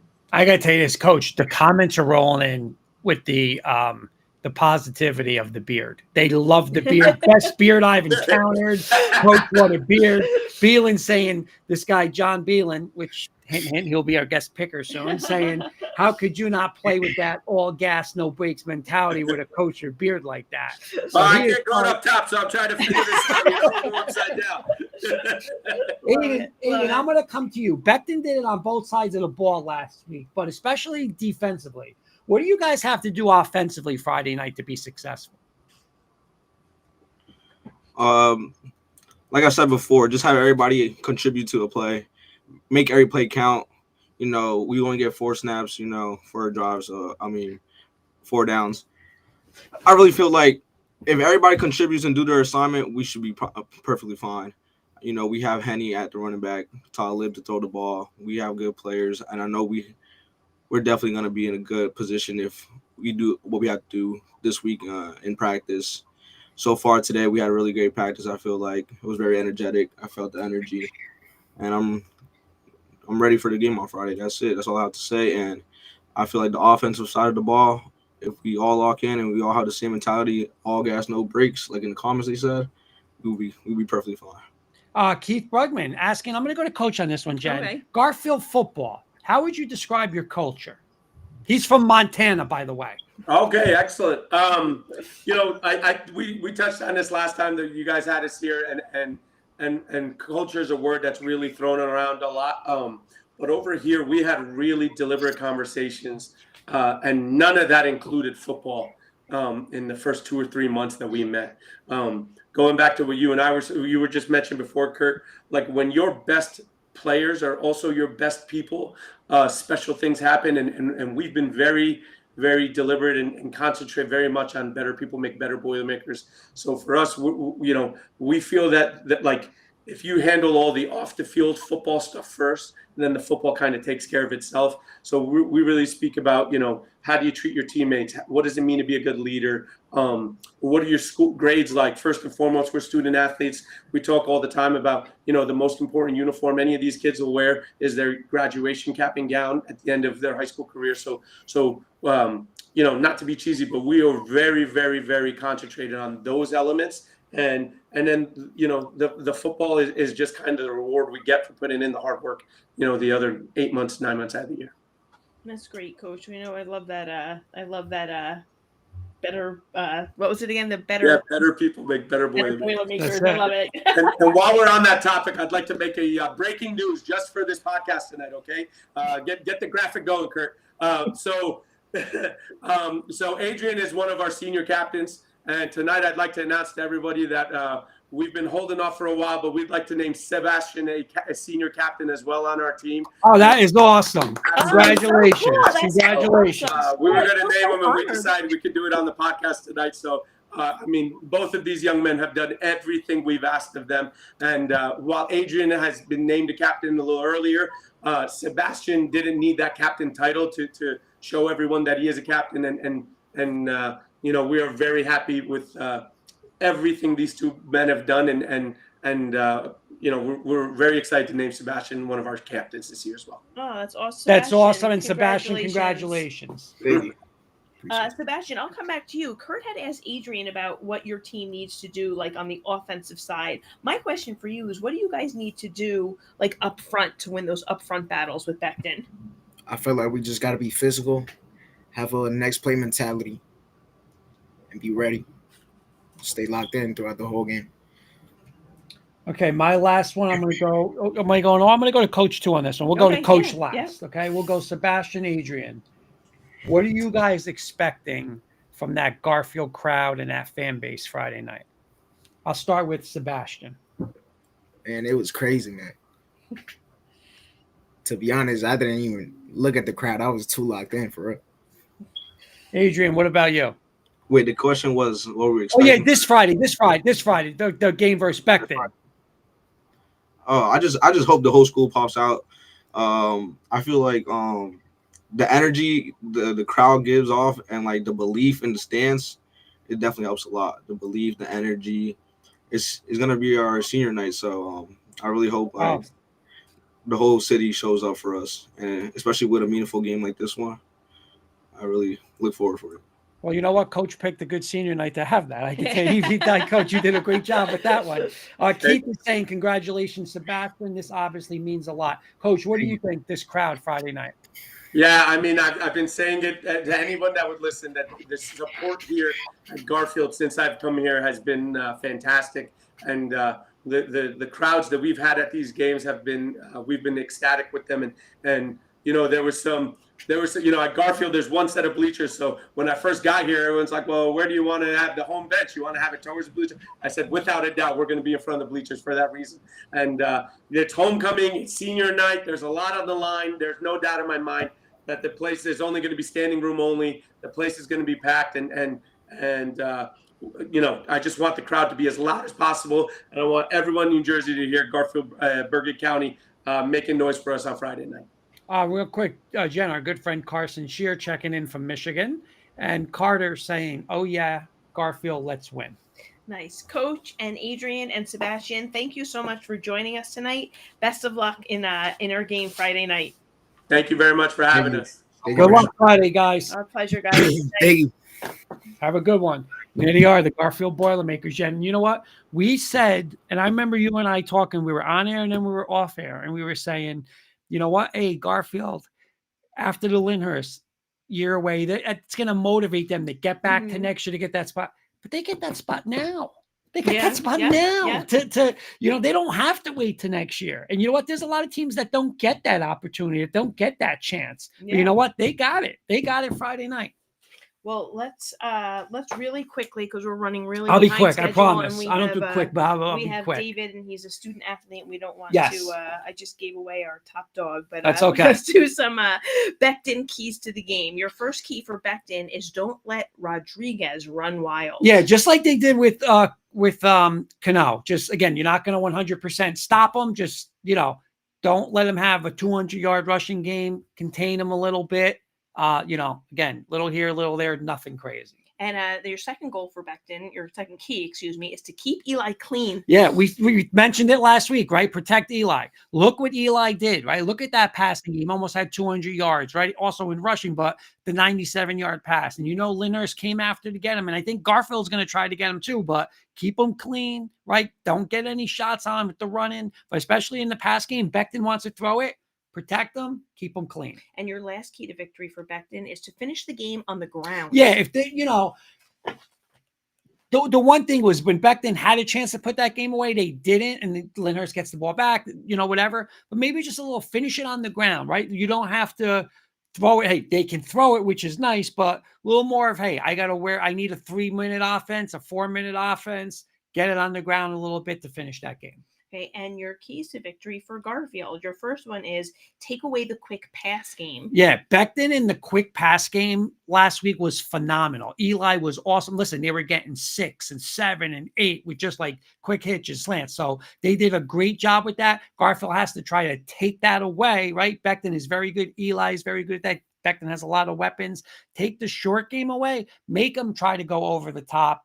Again, a lot harder in high school football, but take the short passing game away. And your second key to victory for Garfield is different looks for Beckton offensively. We saw what the Beckton defense could do, right? We said it again. The whole coaching staff, but the defensive coaching staff is phenomenal, right? In Beckton. And listen, they're going to be lined up. They're going to know their assignments, whatever. But I've always said this as an offensive guy, right? Like, listen, just different looks, right? Different looks. Listen, a misalignment on defense, something that just looks different to them, right? Like, hey, if they don't call out an unbalanced set right now, like you don't have a gap covered, just something that's going to make Beckton slow down a little bit. They're going to come in flying. Coach, has them flying over. Just something that's going to be like, whoa, like I can't attack this. I haven't seen this before, and then get back to what you want, but just different looks a couple times throughout the game. And your last key for Garfield is you think they need at least 3 home run offensive plays. I do. I don't mean 3 home run plays like 80-yard touchdown plays. I mean 20+ yards, right? Listen, it could be in the run game, but particularly in the pass game, right? It's very hard against this Beckton defense to go and have a 12-play drive and 10 or 12-play drive. You're going to need it to where it's got to be like, bang, I got like 60. Lyndhurst didn't have that last week. They stopped that. And you know what? Listen, that's what benefited Beckton. So Garfield, I think 3 plays of like 20+ yards. Again, not have to be 80, just 20+ to get big chunks. That'll help your offense not have to go, 10 and 12 plays against this, unbelievable Beckton defense. All right. Well, before we move on to our top dog, let's go over some real quick stat leaders for week 5 play. Our quarterback leaders in passing yards were Dylan Hablitz, who checked in earlier, like you said, giving Kobe, was it George or Kobe? One of them, some love. One of them. From Weehawken with 290 yards passing. Miles Balkin from Rutherford with 263 passing yards. And Jaden with a Y, Gonzalez from Bogota with 207 passing yards. We were looking at these stats and we were like writing down like, all right, we feel like this. And then I felt bad. I had to cross off this kids is crazy who had amazing weeks because the performances of there's had some really outstanding performances. Total touchdowns, Dylan 6, Balkin 3, Jaden Gonzalez 7. He had 7 touchdowns in the game. It went to overtime, but 7 touchdowns. I mean, these guys, and you're saying the people not on the list. I mean, we could have 3 pages of a list this week. All right. Our rushing leaders for week 5, Kobe St. Hilaire, who we had on earlier from New Milford, rushed for 265 yards. Dylan Ferrara. We had all 3 of them on. We had all 3 of the leaders also from Waldwick with 261. We didn't mean to do that either. And George Bruton from St. Mary's clocked in with 231 yards rushing. Our receiving leaders this week, Jaden with an I, Gonzalez from Bogota with 148 receiving yards. Thomas Messina from St. Mary's making the leaderboard at 147, and Donovan Alves of Weehawken with 144. And some defensive highlights with our tackles: 18 tackles for Christian Murcia from Pompton Lakes, 17 tackles for Dylan Cerciello of Saddlebrook, and 10 tackles apiece for both Alex Ponce of Cresskill and Shane Armstrong, who we had on as well tonight from Powell Park. With that said, we're going to move into our top dog for week 5, sponsored by Puppies and Tattoos. Puppies and Tattoos, a dog groomer for all breeds, big and small. So check them out in their 3 locations and their mobile grooming van. And this week's top dog is David Smith from Butler. And you know what? While we have this graphic up here, I'm going to bring David in really quickly. Perfect. All right. David, welcome. How are you? I'm good. How are you guys? Good. Thank you so much for joining us. Thank you for waiting. We apologize. We know you have schoolwork and practice to get to, so we will not keep you. But letting me just run through your stats really quickly in your game against Hasbrook Heights. 161 rushing yards, 128 passing yards, and 5 total touchdowns. Congratulations on a great game. Not just a great game, David, but a great season so far. Thank you. David, congratulations. We had you on last week, but listen, watching that game versus Heights, it was, again, another great game. We had the TV, we had Beckton Lyndhurst on, and we had the Butler Heights game, and unbelievable. But I guess I'm going to ask you a question. Are you an Aaron Rodgers fan? My brother was a or he still is, I guess, a Green Bay fan for the longest time. Because So I'm going to I tell you haven't this. watched it. You got a lot of your play action. It's a lot of Aaron Rodgers. I'm watching that game. I'm like, look at this guy play. This guy looks like Aaron Rodgers with the play action. I mean, I don't know if it's intentional, but your play fakes are like unbelievable. So when they say like, oh, a lot of times your quarterback, oh, if we're just handing it, I'm not going to play. Like your thing, it's like you don't know if you're running it, throwing it. So tremendous. But you have a little Aaron Rodgers in there. I don't know if you're an Aaron Rodgers fan. So I'm just going to throw We that out. talk about the guitar fake a lot. I've been working on that. It is.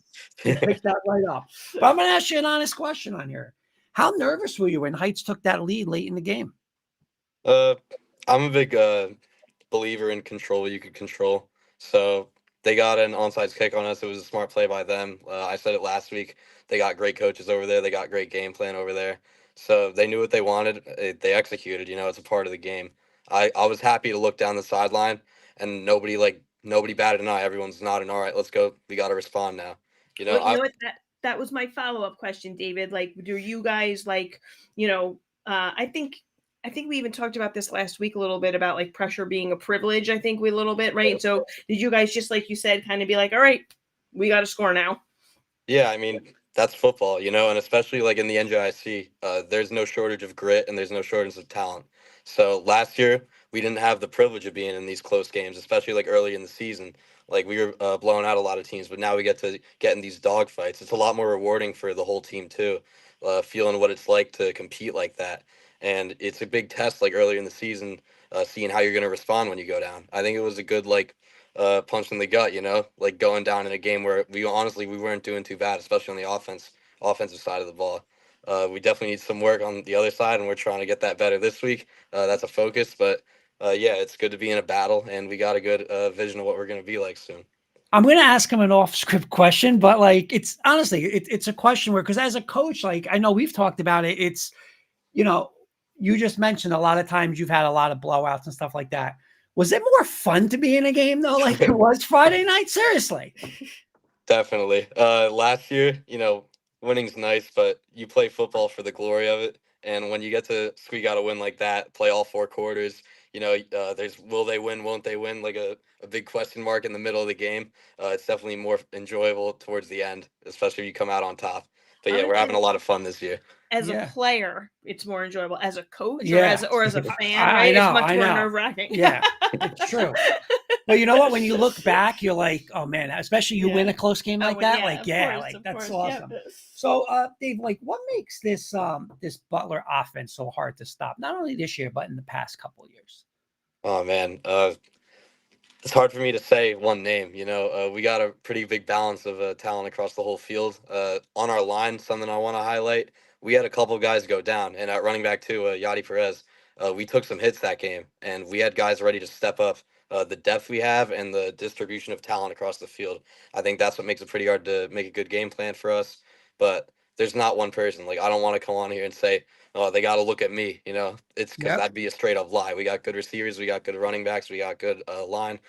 We could dominate on a lot of sides of the ball, and it's kind of pick your poison. Like I saw that Becton saying. I think that's the best way to describe it. David, we're entering the part of the season, right? You're coming to you have another big game to make sure you guys, have sole possession of that division crown, right? Hopefully you have another maybe like 2 months even left to play. So I have a 2-part question for you. How special is it to do it with this group of guys this year? And the second part is, do you think you can duplicate what you guys did last year? With this group of guys, to start off, I mean, we've been playing together longer than I could remember since I started football, and we call it BBYC, Bloomingdale Butler Youth Club. We've all been playing together, wearing the same uniform, hanging out on weekends for pretty much our whole lives. We've been friends, tight-knit, all that. So being at this level, still like seeing success, and the best part is we get to do it as a family, So we know how everybody is when we're not wearing the pads. That just adds to the family aspect of it. And when we're looking at what's on the table for us, like in terms of a repeat, we got to handle business every week. I think we're definitely capable of it. I was on the Big State Sports interview, and they were talking about NJIC playoffs already. My response is we have a game Saturday. We got to lock in for that. You got a big one Saturday. Yep, a big one Saturday. It's not win yet. We got to win on Saturday. That's the bottom line. My last one. Can you talk?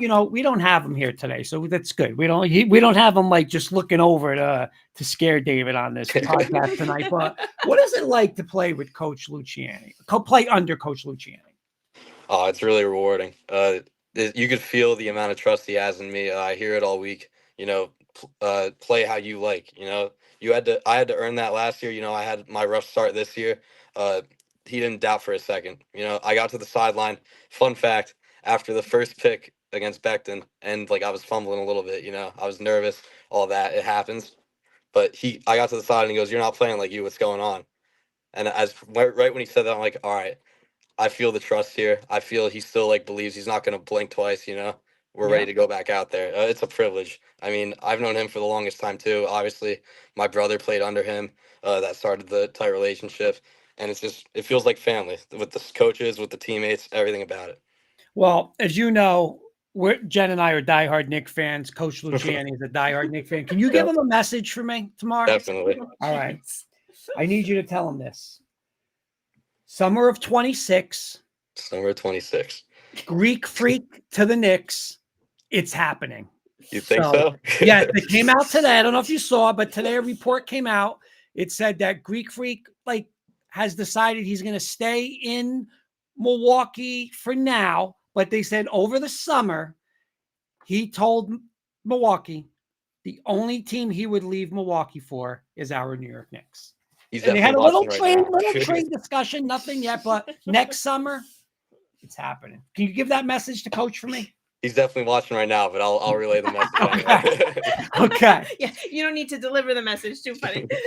David, thank you so much for joining us tonight. It's been an absolute pleasure to have you on the show this year multiple times. We love watching you play. We say you are a game changer on the field. So keep up the good work and good luck, not just this weekend, but the rest of the way. Thank you so much.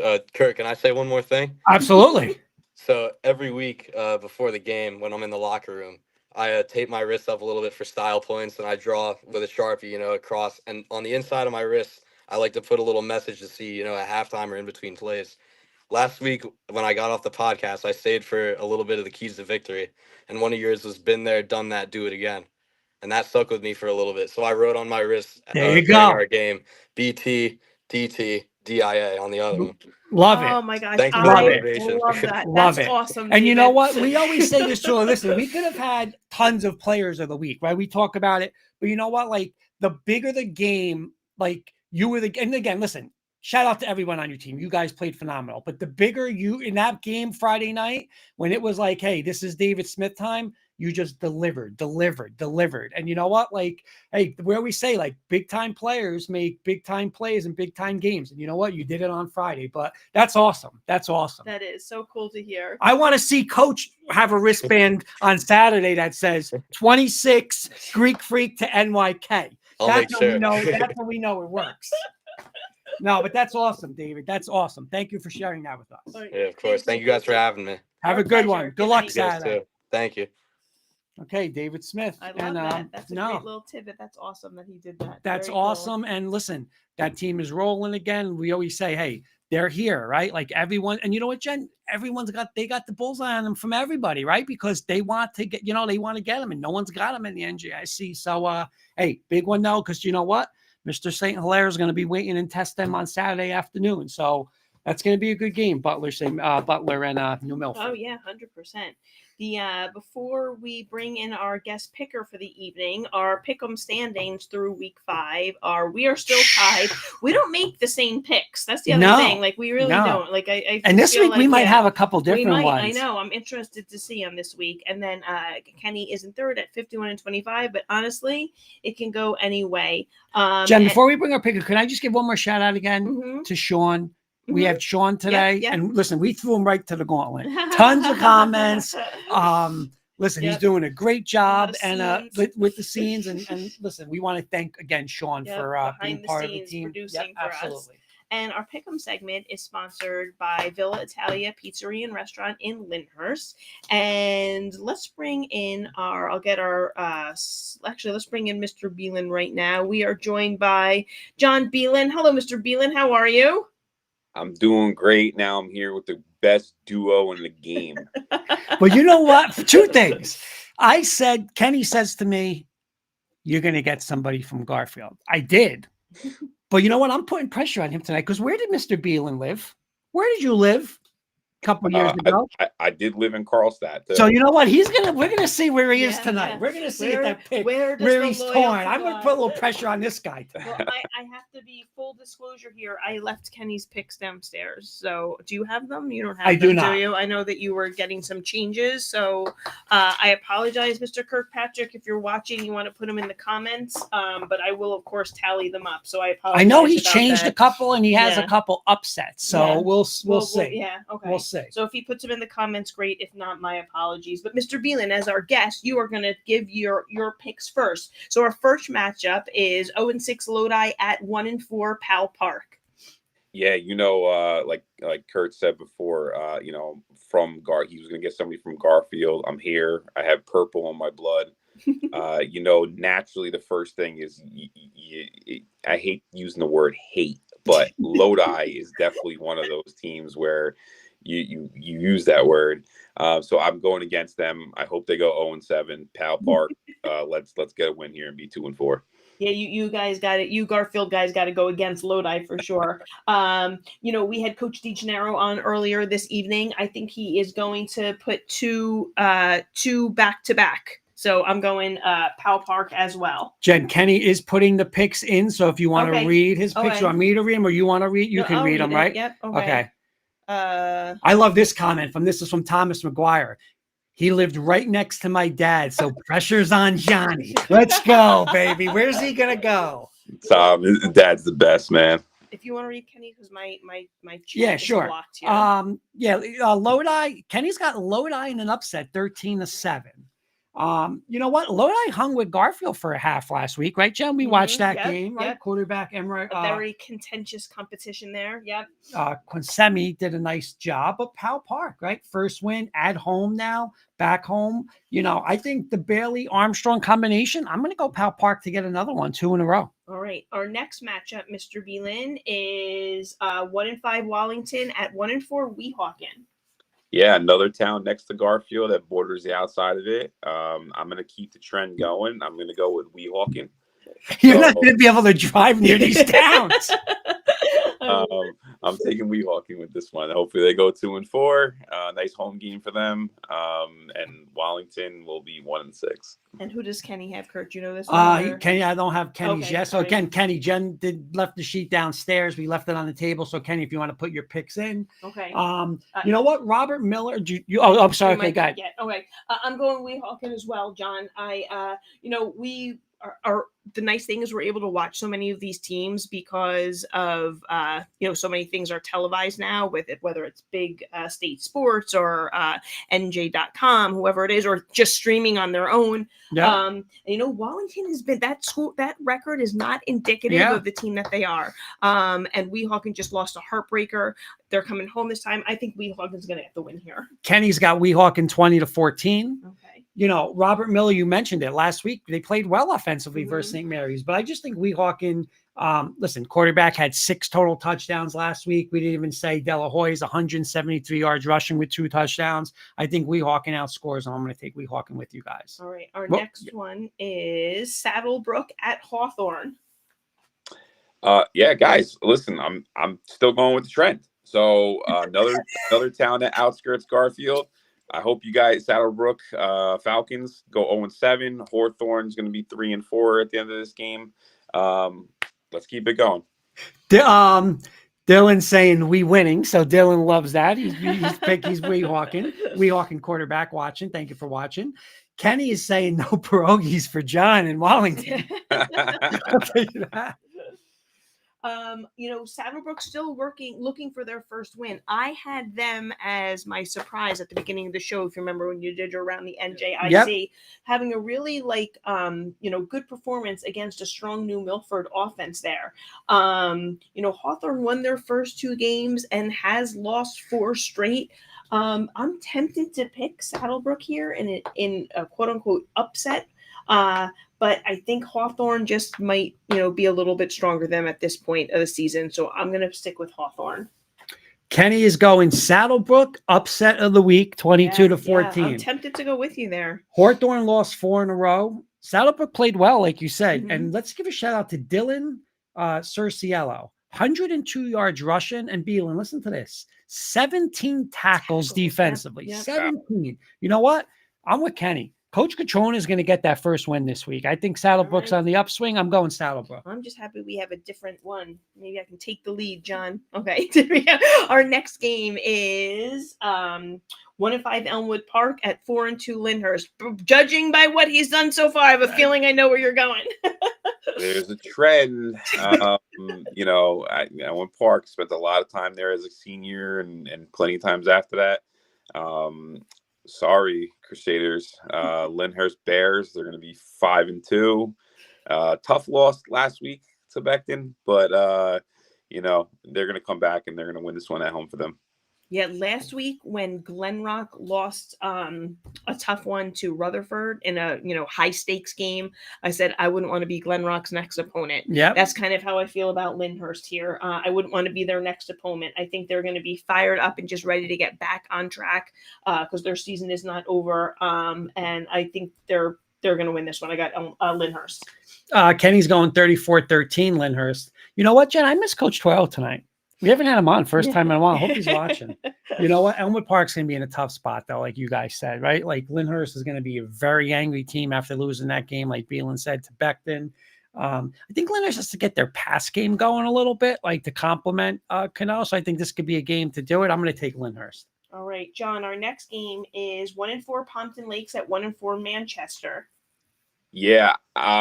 Excuse me. I'm going to go with Manchester with this one. Home game, you know, just going to take you Friday night. Let's go for it. Yeah, I'm with you on that one. I think that them being home gives them the slight edge in this one. I'm picking Manchester.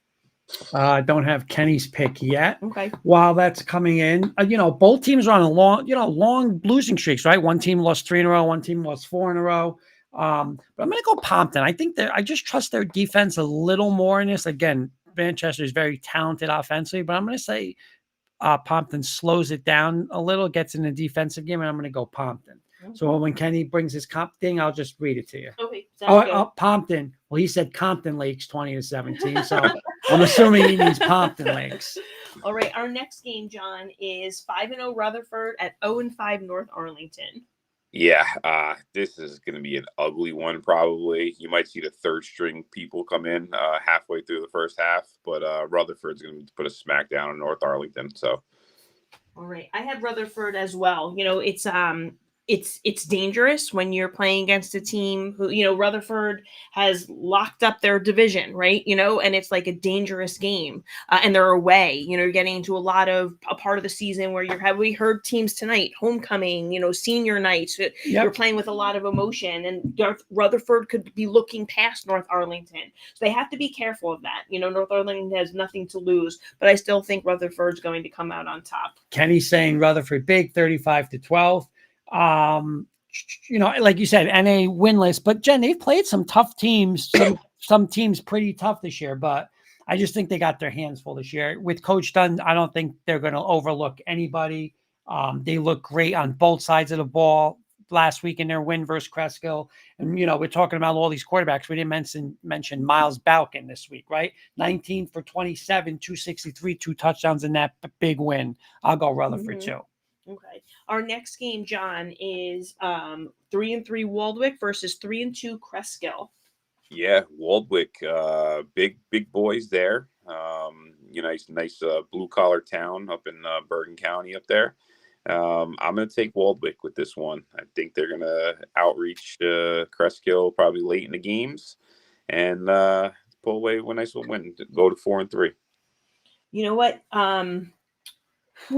This is one of the ones that I am really having trouble with. I think this is going to be a really closely contested game. Other than our game of the week, I think this is one of the games I'm looking forward to the most, this matchup. We're going to have a quarterback matchup between Dylan Ferrara at Waldwick and Jake Lewin at Cresskill. You know, we've got Luciano Mayer on Waldwick. We had Logan on the show tonight with Coach as well. Cresco had won 3 in a row before their loss to Rutherford. Waldwick has put back-to-back ones. Join the You're dark taking side. it from I now. don't know what I am. I left this one blank, right? I don't know what to do on this one. Join the dark side. I'm gonna go. You know what? I'm gonna go. I feel like I've always been picking the home team. I'm gonna go with Waldwick on this one. Kenny's going Waldwick 2, 27-20, right? Waldwick, like you said, Jen, 2 wins in a row last week. Beelan last week between Ferreira and Meyer and what's his name? Luciano Meyer. 368 yards rushing. I think this game is just going to be like a contrast of different things. Like Waldwick's going to want to run it, and I think Cresco is going to want to upspeed it, right? Like get it to the high game. They want to fling it around. Again, they've always averaged at least 20 a game, maybe almost 30 a game until Rutherford kind of shut that down. But you know what? I'm going to take the run game. I'm going with you guys. I'm going to take Waldwick in this. You know, I think I'm shocked. I thought that was maybe going to be a split one. I'm Yeah, shocked. I think we all struggled with yeah, that one. I think I like the run game a little bit more. I just don't know if Cresco can get them off the field. I think that'll keep Cresco's offense off the field. So I'm going to go with you guys with Waldwick. All right. Our next one is 3-2 Sea Caucus at 4-2 Hasbrook Heights. Yeah, this could actually be a good, almost like very competitive game of the week too. I've seen these boys before. I've seen Sea Caucus play, and Heights always has tough kids and good program that comes through there. But Heights at home on that field off of 17, you know, I think Heights is going to pull this one off. Yeah, you know, Sea Caucus started off strong, carrying a win streak from last season, winning their first few. Then they kind of hit a little bump in the road, but bounced back last week with a win over Hawthorne. Hasbrook Heights, on the contrary, with a tough loss to Butler, but Hasbrook Heights has bounced back from tough losses before, right? And I think that is actually a big strength of that team. And they are, as we talked about at the top of the show, I had them in my top 3 for offense and defense you asked me. So I'm going to go Hasbrook Heights. Kenny's going Heights 28-22. Brandon Vega from Sea Caucus, huge game last week, and he's going to need another one, right? Because just like you said, Jen, this Heights offense is electric. They got so many weapons. Nico Nipatello last week, 5 total touchdowns through the air, on the ground. This offense, I think it's going to be too much for Sea Caucus. Like you said, though, Beelan, Sea Caucus they're a tough set of, you know what I'm saying? It's going to be a tough game, but I'm going to take more weapons in Heights. I'm going to take Heights. All right, our next game is Park Ridge at St. Mary's. Yeah, I like this game too. Kurt's always known I've been a Park Ridge fan for a couple of years. They have a couple of nice little weapons that come out of there every year. But I think I love what St. Mary's is doing lately, man. The past couple of years, I think Kurt, it's your buddy who's over there. I forget. Yep. But he's turning that program around for for a small school. And I think I'm going to go with St. Mary's on this one. I'm with you, John. I think they got, since the addition of Bruton, since, by just ironically having to make a change at the quarterback at one spot, I think it's given them this nice little quartet with Huertas, Messina, Cologne, and Bruton. Yep. And I think they're going to make it, what's it been, 3 in a row? 3 in a row now, yep. I think they're going to get their 4th. I'm going St. Mary's. Kenny's saying St. Mary's best game of the year, 35-20. I think Park Ridge is going to have success against the St. Mary's defense with Aiden O'Connor, of course, Patrick Randolph, right? I think they are going to be able to move the ball. It's going to help keep St. Mary's off. But this St. Mary's offense has been unstoppable, Jen. Just like you said, Cologne's in. Now you got Huertas and Messina as receivers, Mr. Bruton in that backfield. I don't know how Park Ridge is going to be able to stop it. I'm going to go St. Mary's too. All right, our next game is Bogota at Woodridge. While it loads for me over here, I'm going to go with Woodridge on this. All right, I'm going Woodridge as well. I think they stay undefeated. They are the outright winner in the division. I can't. Yes. Yeah, they are the Yes. outright division. So again, always a little dangerous. And Bogota, put up. I know it was double overtime, but put up what? Well, I mean, they 61 can points? listen. Yeah. They can still tie with St. Mary's, but they're going to have the tiebreaker over St. Right, Mary's. right, So yeah, Listen, this is another program too, man. Like I always say this, I say coaching is like 75% of what a team's winning record shows. And this team, I know for years back, they were struggling for a little while, and they bring in like a nice head coach in there, change the culture a little bit, and get the mindset of the kids. and now you're starting to win really games for them, and that's good. I like seeing stuff like that. All right. So Kenny has Woodridge also by a score of 21-10. How about you, Kurt? Yeah, listen, Woodridge's been rolling all year, right? But I'll tell you right now, they're going to get challenged this week, right? Bill, listen to these numbers from Jaden Gonzalez, quarterback of Bogota last week. And the game went into overtime, but still. 7 total touchdowns, 207 yards raw passing, 200 rushing. Yeah. So they're going to get challenged, right? But just like you mentioned before, Friday night, Route 17 in Heights. This is what do we always say, Jen? Friday night in Woodridge.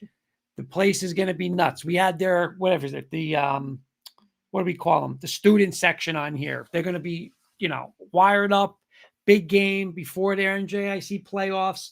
And we're just saying, talking about Woodridge, you got to mention Ike Avino and Simmons. And Rios. And Rios. Yeah. Listen, this offense is good, man. And you know what?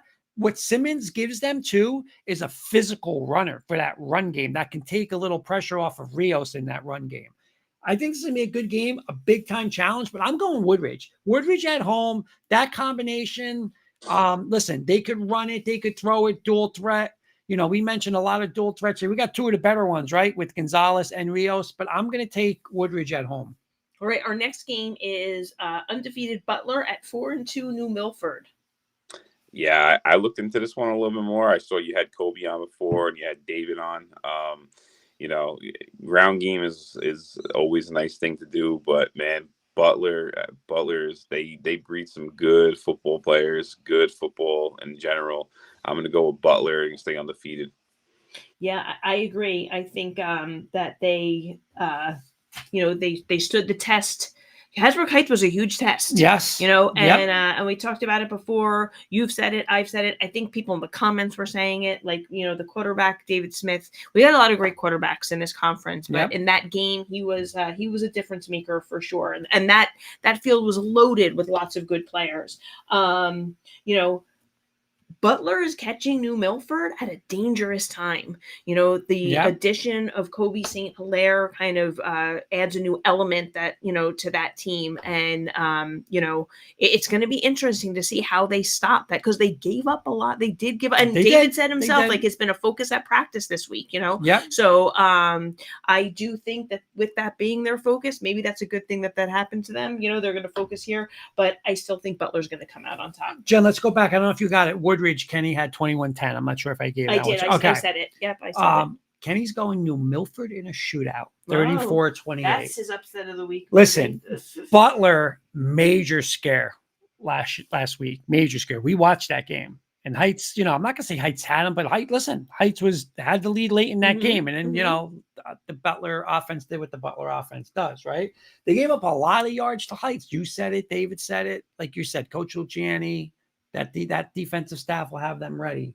But now here comes Mr. St. Hilaire, okay? Beelan, 255 last week in his second game. 255. And I'm telling you this, he ain't getting 10 carries this week. He's getting 30 carries. Easy 30 carries, right? As long as they're in that game, they're going to run him and run him and run him and run him. But listen, Yadi Perez, they got a little banged up last week. Parkinson outside. And you still got David Smith, right? And listen, I'll say it again. Listen, I'm going Butler in this one. But I think next year, this is a different story. And I might want to talk about next year because there's a lot next year, but looking ahead to that. But I'm going to take David Smith. I think he's the difference again in this game. I think this is going to be a close game. New Milford's a very physical team. Now they got St. Hilaire to go with Johnson over there. But I'm going to take Butler in a close one. I'm going to take Butler. All right. And our game of the week Here we go. is in the Colonial Division. Becton at 4-2, Becton at 4-2 Garfield. Will be Becton sole Colonial Division champs, or will there be a shared title in the season? John, what do you have? Yeah, we had Tommy McGuire come on here before. Said I lived right next to his dad for a bunch of years. Great dude, love him. Shout out to Tommy. I know Jay Longo. I know a lot of those guys from town, all great dudes. Football has always been good. Even when I was in high school, I played against a lot of those kids. They have great athletes in that East Rutherford, Carlstadt area, when it comes to football, baseball, and stuff like that. But I did say something earlier in the show. I did say my blood is purple. So I am taking Garfield in this game. Homecoming at home on that new field. It's going to be electric. And I do know the quarterback's dad. I played with Mr. Pedro, and I also graduated with the wife, Lisa DeAnthony.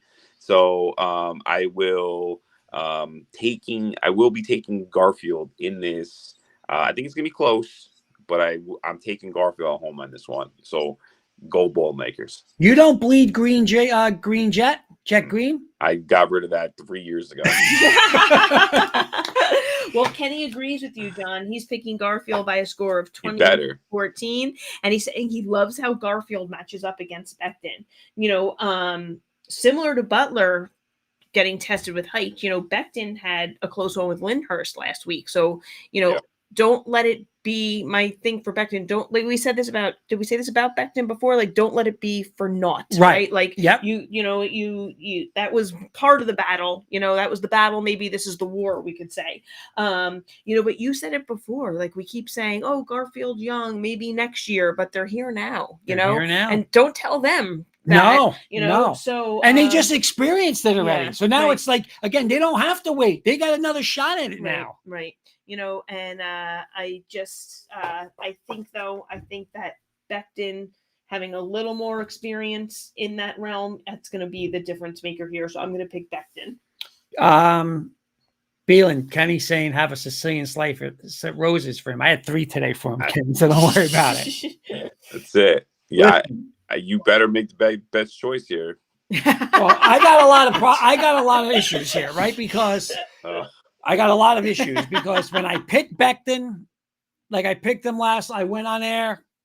I put my Tebow jersey on. They lost. I picked them. I pick against them. They step up. So I don't know which way I'm going with that. And obviously, I'm a Garfield guy, right? But Becton last week, what a performance. And that defense. And I'm telling you, that coaching staff, there's tons of coaching, but that coaching staff last week, they had those kids. We kept saying Cano, and a great player. And that defense, again, not shut him down, but that defense held him in check, right? And offensively, talk about Eli. 13 for 31, 183, touchdown pass, 97 yards, win the game on the line, a touchdown run. Lucas Frank, Malachi Johnson on the offense. And, you just mentioned about Garfield with a second chance this year with a crack at a division championship, right? At home. They have a chance to win a division title now, right now on Friday night, right? Like, and I agree with Kenny. I like this matchup for Garfield, right? I like it, if I'm Garfield, like they had more trouble with a team that's going to run at them like Lyndhurst did, right? Becton wants to throw. I think that's why I think Becton has to run the ball a little bit. But what I'm saying is it's a better matchup for them, right?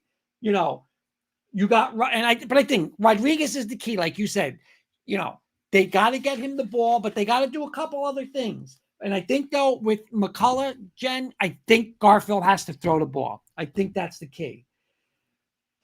But here's the thing. I don't want to put pressure on Garfield and Coach T. I'm throwing the pressure on. I knocked the mic. I'm throwing the pressure on Becton. Give me the experience. Everett Bell, Lynch, Frank, Eli. Garfield's going to be rocking on Friday night. We're going to get there. It's going to be rocking. But I think Becton's experience, Beelan, but I'm going to call this right now. Beelan, right now, I don't know if Coach Turrell's watching, but Garfield's winning this division next year. But I think Friday, I'm going to go with that experience. I'm going to go Becton. But Coach Moore is probably terribly. Coach Moore is probably mad. Coach T's probably happy. I took all the pressure off the Garfield guy. You know what I'm doing? I'm coming by the house tomorrow. I'm jumping those gates, and I'm taking all that Garfield gear back. Oh, John, thank you so much for joining us tonight. We really appreciate you. I know we we got you much later than intended. So thanks for hanging out with us this late. I appreciate it. And Kurt and Jen, well, more for Kurt, but I heard, because I know Jen will probably do the right thing. But when Salvatore's in high school, I hope wherever he decides to go, I hope you pick that team to win. Okay. Well, I'm going to tell you right now, he should be the first 8th grader to make a decision where he's going live on the show. Oh, that'd be awesome. We could do that. Well, damn right we're going to do that, because we've seen highlights. Let's go. Yeah. I'll tell you this.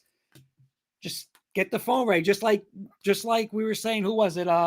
St. Hilaire today when he said, well, when I reached out to coach, that's what we're going to say. Oh, Beelan's coming. Bring him in. Let's go.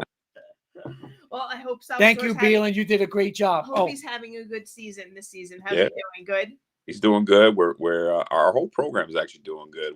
Clinic's 5-1. Pee Wee lost last night. They're 5-1. Varsity 6-0. So the whole program's been doing pretty good. We're rocking out. We got 3 more games to go. And we'll see how it comes out. We got some tough games coming up soon, but kids are rocking out, playing well, and big tackles, scoring points. So that's what it's all about. And you know what? He doesn't even know this. I'm going to break some news. I got a text from Salvatore today, and he said live on air, he just wants to say he wants to thank his mother for all his athletic ability. so that's what he's, that's what it comes down to. But no, John, I got to say, I always say this, he was a great athlete. He was a little bit here and there. No, he was. John, thanks again. Good luck in the rest of your season, and thanks for joining us tonight. I appreciate you guys. I'll see you later. Thank you, Beelan. Good night. All right, Jen. Before we go, we had a big slate tonight. We want to thank Coach DeStassi and his players, Coach DeGennaro and his players. We want to thank George Bruton and Kobe St. Hilaire for stopping by. We want to thank Coach Marr and Coach T of Becton and Garfield for stopping in as well to preview the matchup with their players. And of course, our top dog of the week, David Smith from Butler. So thank you everybody for watching. Thank you to our sponsors. It's been a fun night. Please tune in next week. I just want to again give one more shout out to Sean Murphy. Yes. He did a great job. He's putting all our stuff in the stream.